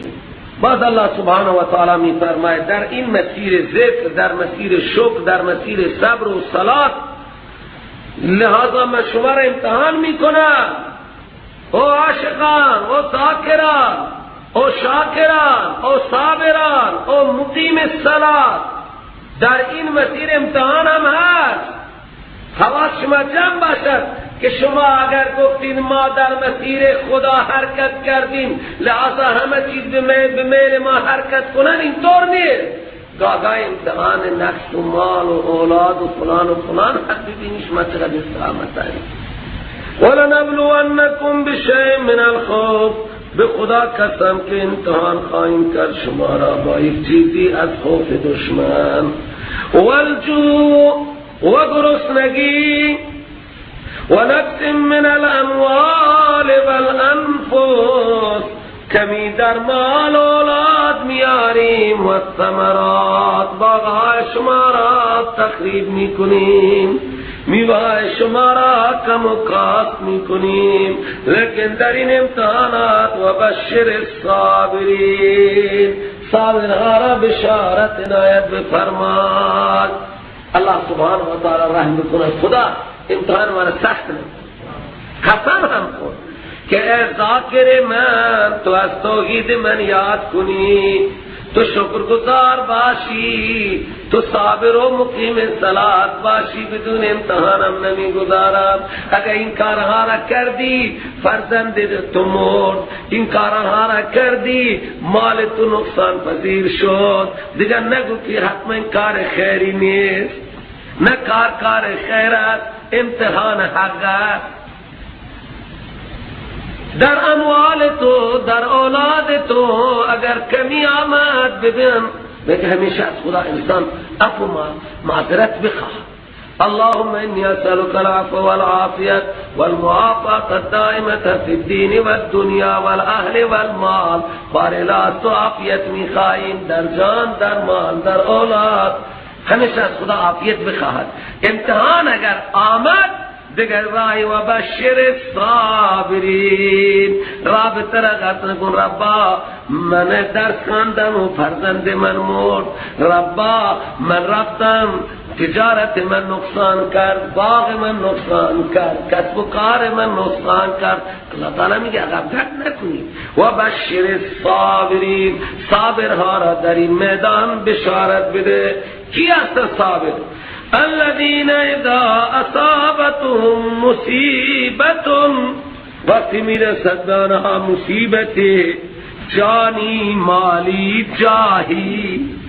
سه نوع مصیبت مالی میرسد، مصیبت پستی میرسد، ریاست و پست از انسان گرفته میشه. بعد مصیبت جانی میرسد، در جان کمی میآید، خودش مریض میشه، بچهش مریض میشه، خانمش مریض میشه، خودش بچهش خانمش میمیره. اللہ تعالی میگه صابرون هستن که وقتی میرسد به آنها یک مصیبت جانی، مالی، جاهی، آنها از صمیم قلب تجدید بیعت می کنند. قالوا میگه انا لله، ما با اهل و عیال، با مال و اولاد از آن اللهیم. او مالک، ما مملوکی، مالک در ملک خودش هر کاری بکند، ما اعتراض نداریم. ما مخلوقیم، او خالق، ما مربوبیم، او رب خالق مالک در مربوب خودش، در مملوک خودش، در مخلوق خودش هر تصرفی را داشته باشد.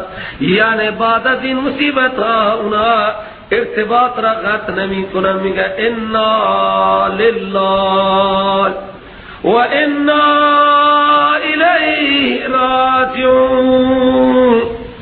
هر بلایی بر سر انسان بیاید، بلای سختر از موت نیست. موت راه ارتباط با خالق است. ما به طرف رب راجع هستیم، در آنجا اجر مصائب میرسد، مزد مصائب مصیبت اونجا میرسه. اللہ تعالی ما را در امتحانهای سخت وارد نکند، لیکن امتحانی که در این مسیر آمد صبر کنید.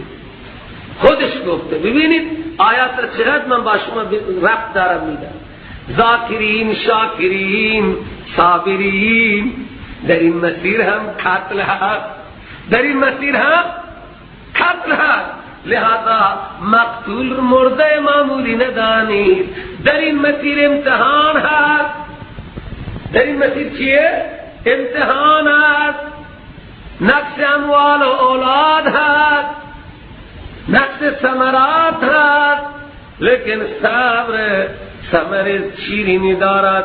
بله اونها که هنگام مصیبت از خدا ناراض نمیشن، نعوذ بالله نمیگن خدا چرا اینو کشتی، خدا من که رفتم قرآن بخوانم بچه من کشت، خدا من رفتم کار خیر کنم بیم بلا گرفتار شدم، ماشین من تصادف کرد له لور شد. اعتراض نمی کنن، نیکی خود را ذکر کنند و بر خدا اعتراض کنند، نه، فقط تسلیم. الله تعالی میگه اونایی که در برابر مصیبت تجدید بیعت میکنند و تسلیم میشند و میگه انا لله و انا الیه راجعون. سه انعام میکنم.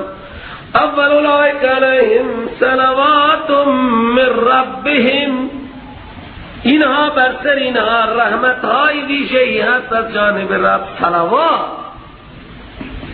جمع صلات، رحمت های ویژه بر اینها هست از جانب رب آنها. و رحمت بخشش هم است برای اینها، رحمت های ویژه و رحمتون صلوات رحمت های ویژه. شاه عبدالقادر مفسر قرآن میفرماید حضرت شاهجی میگفت اینها را شاباشی هست. شاباشی الهی چیه؟ رحمت های ویژه نه؟ اولئک علیهم صلوات من ربهم و رحمت بخشش های خاصه. و اولئک هم المهتدون، همینا هستند راه یافتگان حقیقت. حقیقتا راه یافته همینا هستند که موقع مصیبت انسان خود را طلبگار نمیداند بلکه خود را بدهکار میداند. خود را طلبگار میداند یا بدهکار؟ انا لله معنی اینه که ما بدهکاری، مال توییم، مالک هر کاری کرده. همه خیر و شر از جانب الله، از کسی دیگر نیست. جواب شبهه بر رسالت که شعبه پنجم تعظیم شاعر الله، بیان شعب خمسه برای تهذیب اخلاق، تعلیم ذکر، شکر، صبر و دعا و تعظیم شاعر الله. و شبهه‌ای بود به رسالت پیغمبر علیه السلام. و شبهه اینه که ما را از بت پرستی منع میکنیم و صفا و مروه محل بتها بوده، بین آنها سعی و طواف داریم. صفا و مروه، بر صفا آصاف و بر مروه نائله. ما در تعلیم مسئله اله عرض کردیم که این آصاف و نائله مردکی و زنکی جلوی خانه کعبه اراده سود در درون خانه کعبه کردن. الله تعالی اینها را مسخ کرد و گذاشت. تا مدتی به عنوان عبرت اینجا گذاشته بودن. بعد که مجسمه سازی و مجسمه پرستی شایع پیدا کرد، اینها که خوشگل بودن، به همون شکلی که بودن به همون شکل را سنگشون کرده بود. اینه بردن آصاف را بر کوه صفا گذاشتن و نائله را بر کوه مروه. حاجی و معتمر وقتی حج و عمره سعی می کردن دیگه دستی هم بر سر اینها می مالیدن و یک توافقی می کردن. الله سبحانه و مسلمان ها را هم احساس حرج شد که اینجا تعظیم آصاف و نائله شده. اینجا گذاشته بوده آصاف، اینجا گذاشته بوده نائله، آصاف و نائله. صفا و مروه برای آنهایی که ندیدن در قسمت این خانه کعبه هست، به نزدیک خانه کعبه کوه صفا هست و به فاصله اینجا به همین تر مستقیم صفا و مروه هست. یعنی گویا اینها را خط کشیدن. این هم یک کوه کوچکیه و این هم یک کوه کوچکیه. این کوه هم یک سنگیه، خاکی نیست، تپه‌ای نیست، یک سنگ سختی مثل کوههای مکه. و از این بغل صفا دیگه کوه بسیار بزرگیه. حالا بین صفا و مروه اون کوه را تراشیدن، بالای اون کوه ساختمانی زده شده مشرف بر خانه کعبه. متصل صفا و متصل صفا کوه رشته بزرگیه. اینجا که صفا از کوه اینجا میشه، چون این دیگه تا مروه میره. این مروه همینطور بیت صفا به بیت نزدیک، مروه کمی فاصله داره. انسان یعنی اینطور میره، اگر اینجا اینطور میره، همینطور راست میره میره. اینجا به صفا بره، از وسط ستون مسجد الحرام ستونشه بیت دیده میشه. اونجا هم مروه بیت هم دیده میشه.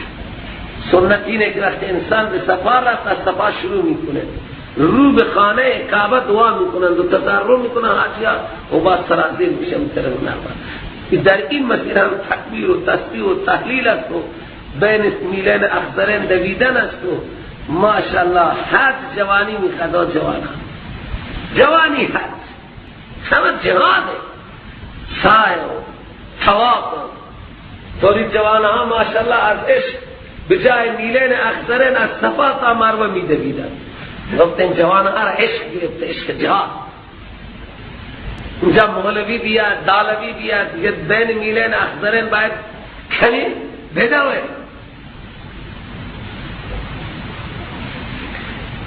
سه شوط هم که رمل کنه، رمل هم سنت ہے. اونجا دیگه تواضع ہے. اللہ تعالی گفته با قیافه راه بین شما من شانه ها را تکان بده مثل یک مبارز.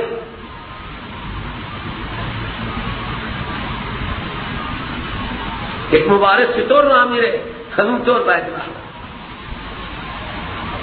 وای خدا ان الصفا والمروه تعظیم شاعر الله. یکی شاعر الله است، یکی غیر شاعر الله. احکام الهی دو تا هستند، شاعر الله و غیر شاعر الله.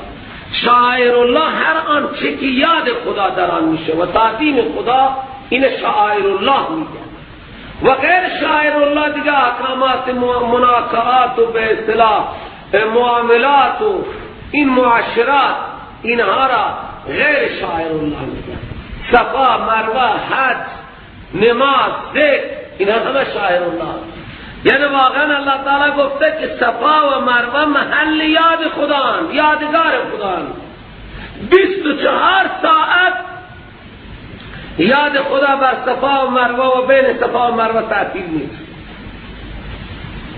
زن مرد هر لحظه شما برید از لحظات، همانطوری که طواف خانه کعبه یک دقیقه بجز همون لحظه که امام تکبیر میگه، تکبیر تحریم را شروع میکنه برای نماز، هر که هر جهت صفا میگیره و میسته. دیگه در 24 ساعت طواف خانه کعبه هم ادامه دارد، سعی بین صفا و مروه هم ادامه. آنهایی که عمره میکنن اول طواف میکنن بعد میرن بین صفا و بین بیت با کمی چاه زمزم.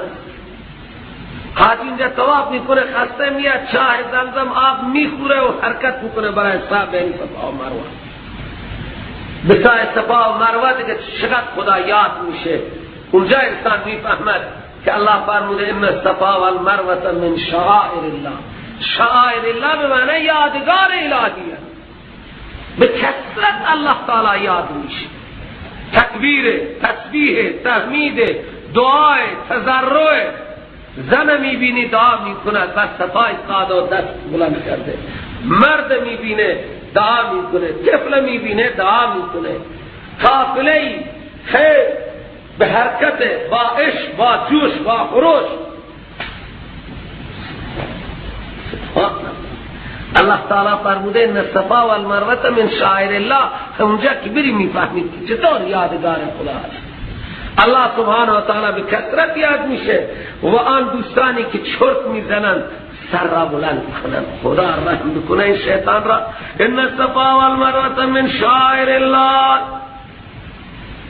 فمن حج البیت او اعتمر که حج بیت کرد یا عمره کرد گناهی نیست بر آن که طواف سعی کند بین صفا و مروه، بلکه ثواب است، چونکه سعی کار خیر است و ضابطه خیر این است. و من تطوع خیرا، هر کس انجام بدستی به خاطر خیری را تو الله شاکر و قدر شناس است، علیم است، کسب عاملین را میداند که سعی مقصود تعظیم الله است یا اینکه تعظیم معبودان.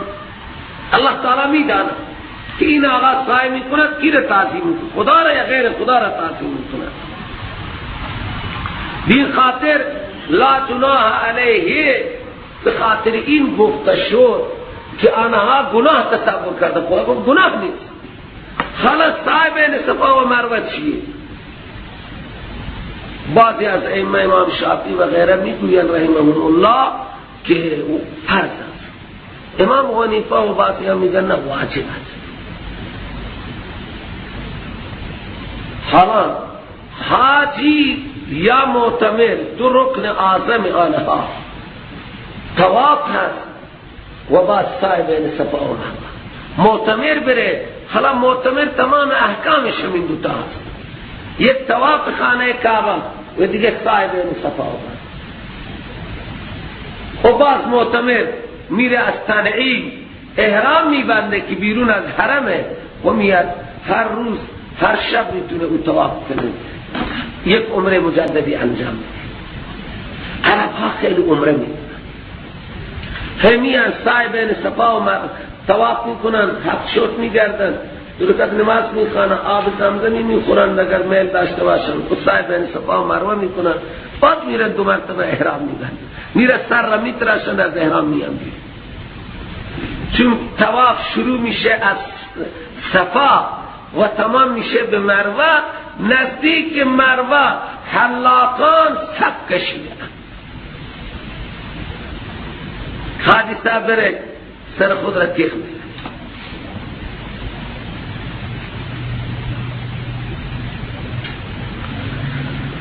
بسم الله الرحمن الرحیم. ان الذين يكتمون ما انزلنا من البينات والهدى من بعد ما بيناه للناس في الكتاب. بعد برگشت تهدیدی هست برای آنهایی که حق و حقیقت را کتمان میکنند. تهدید سختی، خوب گوش کشید. اونهایی که کتمان میکنند ما انزلنا من البينات، اون چیز را که ما نازل کردیم از حقایق، از دلائل درباره توحید و رسالت و معاد. ما انزلنا، هر که کتمان میکند و هدایت را، بیناتن و هدایتن برای دیگران، بعد از اینکه ما آنها را بیان هم کردیم برای انسانها در کتاب. اونها که بینات و هدا را از انسانها کتمان میکنند، بعد از اینکه ما آنها را هم تبیین کردیم، بیان کردیم برای انسانها، اولئک یلعنهم الله و یلعنهم اللائمون، این کاتمین را لعنت کرده، خدا از رحمت دور کرده و تمام لعنت کنندگان انس و جن و ملک اینها را هم لعنت کرده. خیلی سخت کتمان آیات را بیان کنیم که خیلی سخت. صحابی یک مسئله بیان کرد، گفت اگر حکم خدا نمی بود من بیان نمی کرد. حکم خدا لعنت سختی. اولئک یلعنهم الله و یلعنهم اللائمون. حق و حقیقت را، بینات و هدایت را از هر کس کتمان کند او لعنتیه. لہذا بسیار انسان ها خدا نجات بده فواره لعنت هست، همه چیزان ها لعنت هست. خدا نجات بده، ای خدا ما را نجات بده. الا الذين تابوا واصلحوا، توبه مولا هم سخته، مگر آنها که توبه کنند و اصلاح کنند آنچه را که از کتمان تخریب کرده اند اونا اصلاح کنند. و بینو، اصلاح کنند یعنی بیان کنند برای مردم. فاولئک اتوب علیهم، این انسان ها من بر آنها رجوع کنند. و توبه مولا که کتمان کرده اضافه بر پشیمانی باید تبیین هم بکنند. مسئله غلط بیان کردید، ندانستید، لج نکنید، بله اشتباه بوده، مردم اشتباه کردن، شما اگر این چیز را گفتی مردم هنوز بیشتر به شما معتقد میشن که این منیبیه، این حقیقتیه. خدا نجات بده الله سبحانه و تعالی. و انا التواب الرحیم، من برای توبه کنندگان بسیار مهربانم، توبه میپذیرم. حالت حیات کفار، اونایی که کفر میکنن یعنی اناد میکنن، حق و حقایق را کتمان میکنن، مثل علماء یهود و ما تو میمیرن در همین حالت کفر، در حالی که همین طور کافرن. اولئک علیهم لعنت الله والملائکه والناس اجمعین، بر اینها لعنت خدا، فرشتگان و تمام انسانها هست. همیشه میمینن تو اون لعنت، یعنی تو ثمره لعنت که جهنم است. سبک کرده نمی شود از سر اینها عذاب ثمر دوم و نه آنها مهلت داده می شوند از طرف کسی دیگر. یاد الهکم اله واحد، دعوای سوره تکرار شد. اونجا یا ایها الناس شرک در اعتقادی تردید شد، بیان شد. اکنون شرک فعلی را الله تعالی میخواهد مذمت کند، یعنی نظرهای غیر الله را، خیراتهای غیر الله را، نیازات غیر الله را در تردید شرک فعلی قبلا توحید را بیان میکند.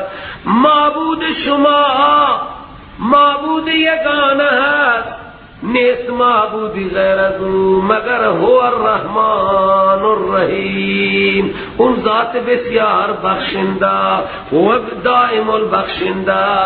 او رحمان است، کثیر الغفران است، او دائم الرحمت است.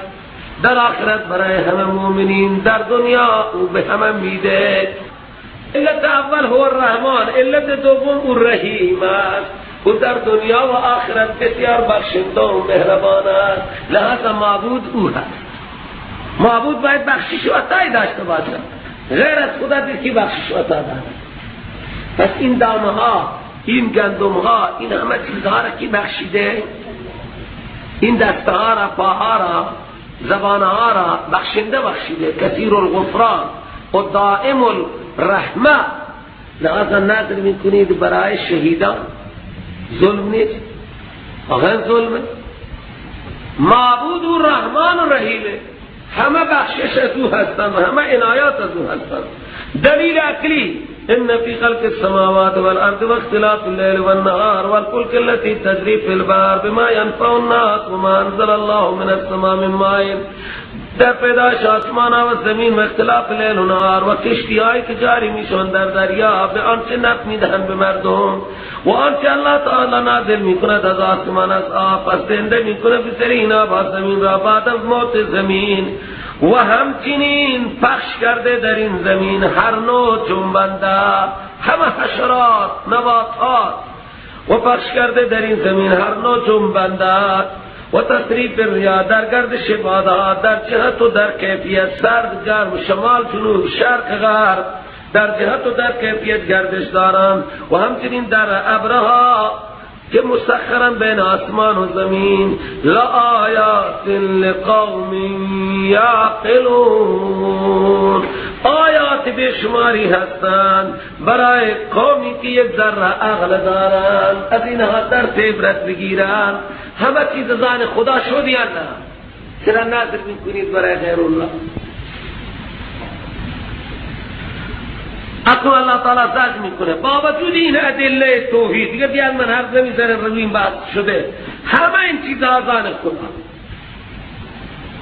عقل ندارید که نظر میکنید برای غیر خدا، حرام میکنید برای غیر خدا. الله حلال کرده، شما حرام میکنید. با وجود ادله توحید، محبتی که به خدا اختصاص دارد، برای دیگران عقیده دارند. سبحان الله. و من الناس، دیدید رفت آیه را نوشته شده و خواندم، بعض از انسان ها کسان هستند که اتخاذ میکنن غیر از خدا معبودهایی را، شریکانی را، انداد شرکا فی الالوهیت، شریک انتخاب میکنن. یعنی چه؟ یحبونهم که حب الله، محبت میکنن با آنها مثل محبتی که با خدا میکنن. محبتی که برای خدا هست برای غیر خدا نباید میشه. محبت با انبیا، با اولیا، با صالحین هم هست. چطور خدا عزوجل میگه یحبونهم، تشریح کرد که اتخاذ کردن غیر از خدا شریک که با آن شریکان خدا محبت میکنن. حالا بسیاری هم ما محبت میکنیم، بلکه محبتشون واجبه، مثل انبیاء علیهم السلام، مثل صالحین باید محبت کرد با اینا. لیکن الله تعالی میگه محبت خدا، محبت میکنن با آنها اون محبتی که برای خدا میکنن.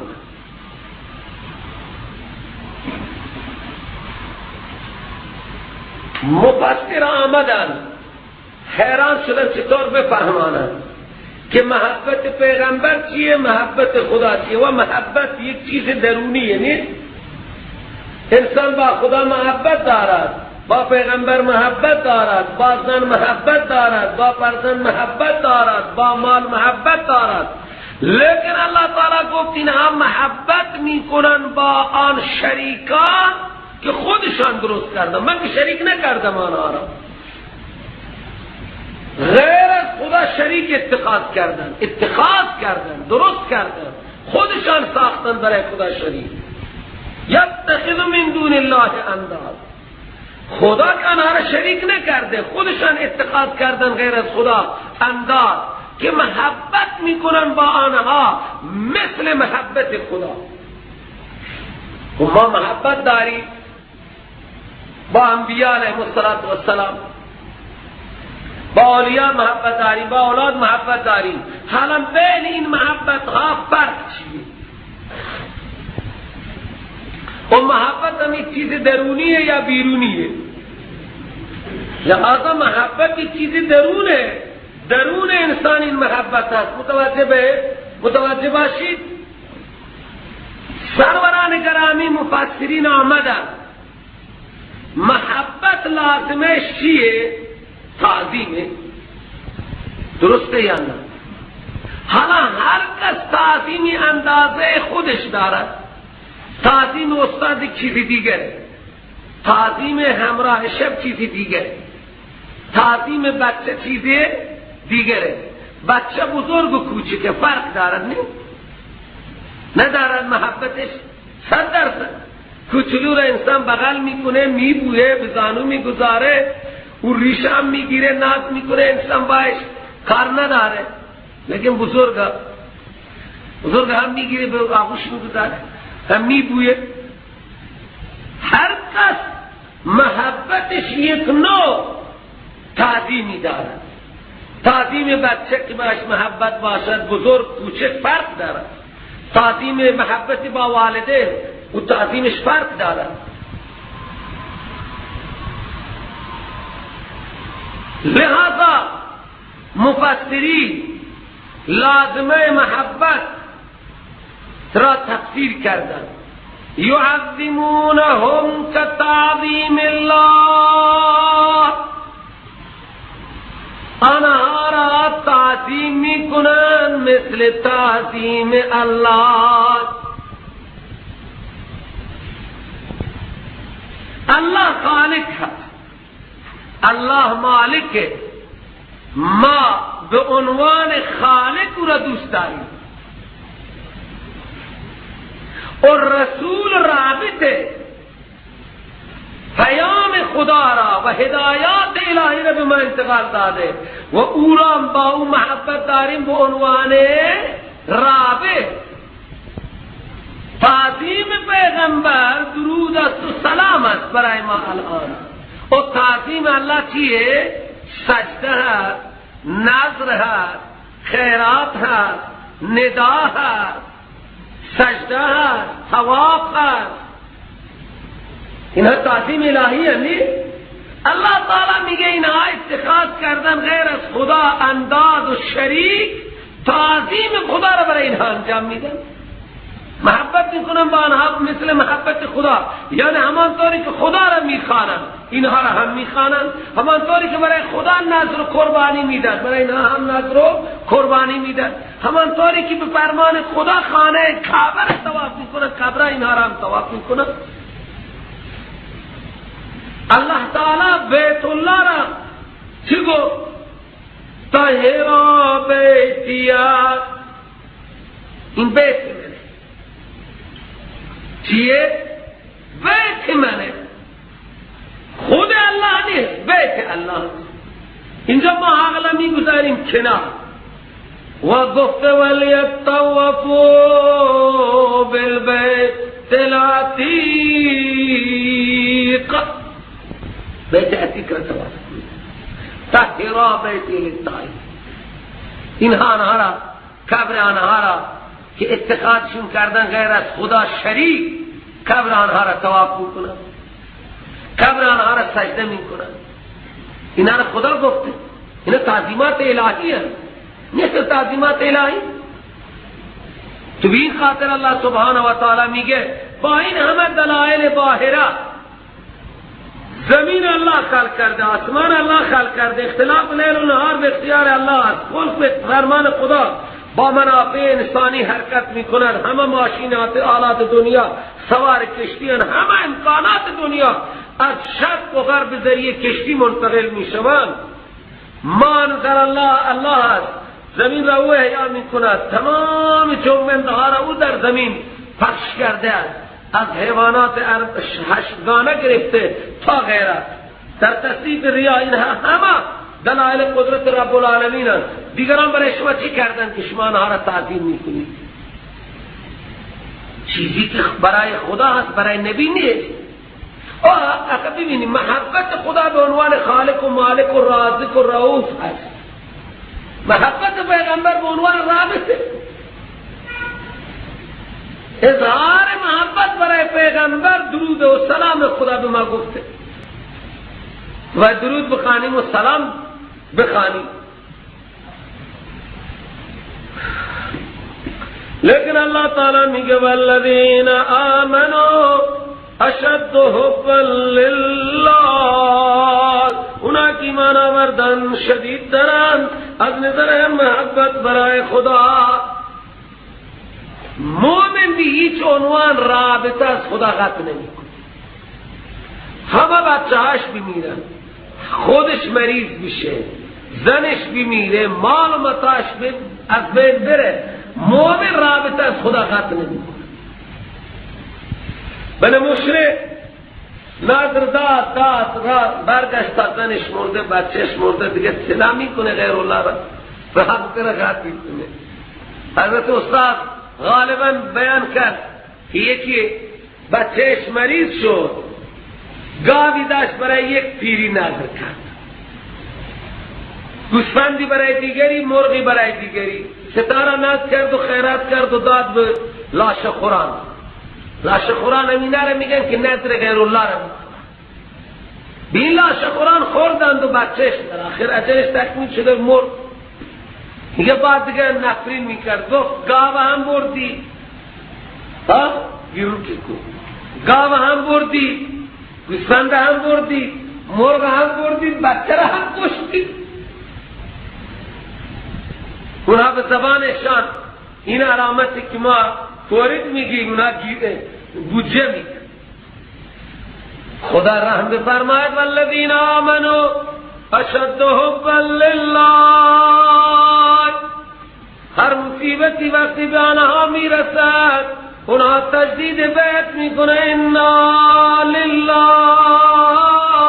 و انا الیه راجعون. اینها مومنه. والذین آمنوا اشد حبا لله، به هیچ عنوان تعظیم خدا را، حکم خدا را آنها ویل نمی کنند، قطع رابطه نمی کنند. آنهایی که سر و سینه میزنن اینها قطع رابطه نکردن موقع مصیبت. بی خاطر اللہ تعالی میگه ولو یری الذین ظلموا اذ یرون العذاب ان القوة لله جميعا وان الله شدید العذاب لما اتخذوا من دونه اندادا. لو شرطیه، یرا به معنی یعلمون. اذ یرون العذاب، این اذ مضاف، یرون جمله مضافله، این مفعول فیه میشه برای یرا. ان القوة لله جميعا، این جمله معطوف علیه، و ان الله شدید العذاب، این معطوف و معطوف علیه هر دو مقام دو مفعول. یرا به معنی یعلمو از افعال قلوبه، دو مفعول میخواد.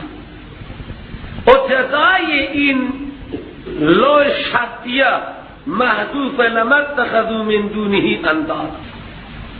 خب اون اذ یرون العذاب مبدل من هوه، اون مبدل من هوه و اذ تبرأ الذین بدل. اللہ تعالی می فرماید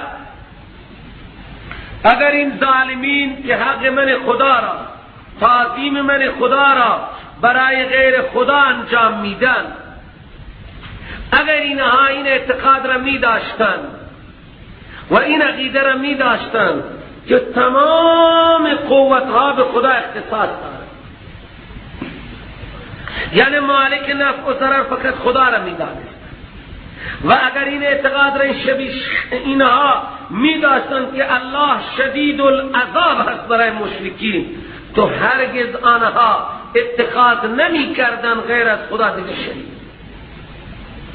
مشرک بی ایمان برای غیر خدا یک سری اعتقاداتی در درون خودش میگیرد، او را در دنیا متصرف، کارساز، حاجت روا، مشکل گشا میداند، حاضر و ناظر میداند و دارای قدرت فوق العادی تصور میکند و الان شروع میکند بخواندن. اولین همه چیزها را اعتقاد میکنه، تا اعتقاد نکند چطور میخواند؟ امکان ندارد که بخواند. این خاطر الله تعالی میگه اگر میدانستن ظالمین هنگامی که عذاب را میبینن، این عذاب را کجا میبینن؟ در قیامت میبینن عذاب یا در دنیا؟ این اعتقاد را می داشتن که ان القوت لله جمیعا، همه قدرت به خدا اختصاص دارد و بعد جمیعا حال از ضمیر لله متعلق با کائنتون، از همون زمین. اگر اینا این اعتقاد راسخ را می داشتن که تمام قدرت و قوت ثابت هست برای خدا، یعنی مالک نفع و ضرر در دنیا و آخرت فقط خدا هست، اگر مشرکین اعتقاد را می داشت و این اعتقاد را می داشت که الله شدید العقاب است، پارتی و پارتی بازی نیست، الله مشرکین را سخت عذاب می ده، هیچ قدرتی نمی تواند از پنجه عذاب خدا نجات بدهد، تو جزا محذوف لما فعلوا این آلهه یعنی لما اتخذوا من دونه اندادا، اینا اتخاذ نمی کردن غیر از خدا دیگر شریک. هنگامی که آنها عذاب را می بینن، اگر اینها در دنیا این اعتقاد را می داشتن یا این نظریه را که در قیامت کل قوت و اختیار مال خدا هست و خدا شدید العقاب، اونها دیگر شریک نمی گرفتن. اگر می دانستن ظالمین هنگامی که عذاب را می بینن چه زمانی اذ تبرأ الذین تبعوا من الذین اتبعوا بدل، هنگامی که عذاب را می بینن یا هنگامی که هنگامی که عذاب را می بینن اون زمانیه که بیزار می شوند اون کسانی که اتباع کرده شدن من الذین اتبعوا. فردا قیامت استاد منحرف، پیر منحرف و حاکم منحرف از شاگردان و مریدان و رعایا بیزار. آنجا دیگه شاگردها، مریدها اور رعایا میگه ای کاش که ما بازگشت می دنیا میداشتیم که دیگه کار شما را تمام میکرد. هنگامی که بیزار میشوند الذین اتبعوا، اونایی که اتباع کرده شدن، من اینها را در سه بخش تقسیم کردم: استاد، پیر و حکام، اینها متبوع. بیزار میشن من الذین اتبعوا، از آنها که اینها را اتباع کردن، یعنی شاگردها، مریدها، رعایا. و رأوا العذاب، هم تابعین و هم متبوعین عذاب را مشاهده می کنند. و تقطعت بهم الاسباب، و قطع می شود اسباب رابطی. رابطه بین استاد و شاگرد هست، رابطه بین پیر و مرید هست، رابطه بین حاکم و رعایه هست. این رابطه ها، این ارتباطات قطع میشن. سبحان الله، این تعلقات قطع میشن. وقال الذين اتبعوا، میگویند آنهایی که تابعداری کردن شاگرد و مرید و رعایا، چی میگن؟ لو ان لنا کرتن، اگر برای ما بازگشتی می بود در دنیا یک مرتبه، تو فنتبرأ منهم، ما هم از شما بیزار می شدیم، کما تبرأوا منا، همانطوری که الان شما از ما بیزار شدید. استاد از شاگرد و پیر از مرید و حاکم از رعیت و ارتش و سپاه بیزارند. اینها میگه اگر ما بازگشتی به دنیا میداشتیم از شما همینطور بیزار میشیم. دنیا خوب ما شما را خدمت کردیم، گوش به فرمان شما بودیم، هر چی شما میگفتید ما اطاعت کردیم. سروران گرامی، همون استاد و پیر و رعیت ظالم و مشرک، پیر و استاد و حاکم ظالم و مشرک از مریدها و شاگردها رعایا بیزار میشن و رعایا هم تمنا میکنه ای کاش که ما جای بازگشتی میداشتیم که از شما هم در دنیا الان از ما بیزاری، ما از شما بیزار میشیم. خوب در دنیا باید انسان انتخاب بکند. دو چیز انسان اگر درست باشد، یکی استاد انسان و یکی پیر و مرشد انسان، انشاءالله انسان به سعادت میرسد. الله تعالی همه ما را خوب بکند و استاد خوب ما بدهد و پیر و مرشد خوب هم عنایت کند. این الله سبحانه و تعالی میفرماید اونجا روز قیامت و ما هم بخارجین من النار، نه تابعین و نه مطوعین از آتش جهنم خارج نمیشن. دو تا توی آتش جهنم غوطه میخورن و آه و ناله هست و لعنت و نفرین هست و جنگ درگیری بزرگی بین زمامداران باطل، بین بوش و رعایاش، بین این دعات شرک. پیرها را میگه ما را بخوانی، فردای قیامت ما شما را نجات میدی و بدبخت خودت نجات کردی که آنها را نجات بدی. همین طوره نه؟ پیرها نمیگه ما را بخوانی و شما را نجات میدی، یعنی پیرها تصمیم شده ها پیر تو کجا تصمیم شدی که از آتش جهنم نجات بدی؟ الله تعالی رحم بفرماید. و آخر دعوانا ان الحمد لله رب العالمین.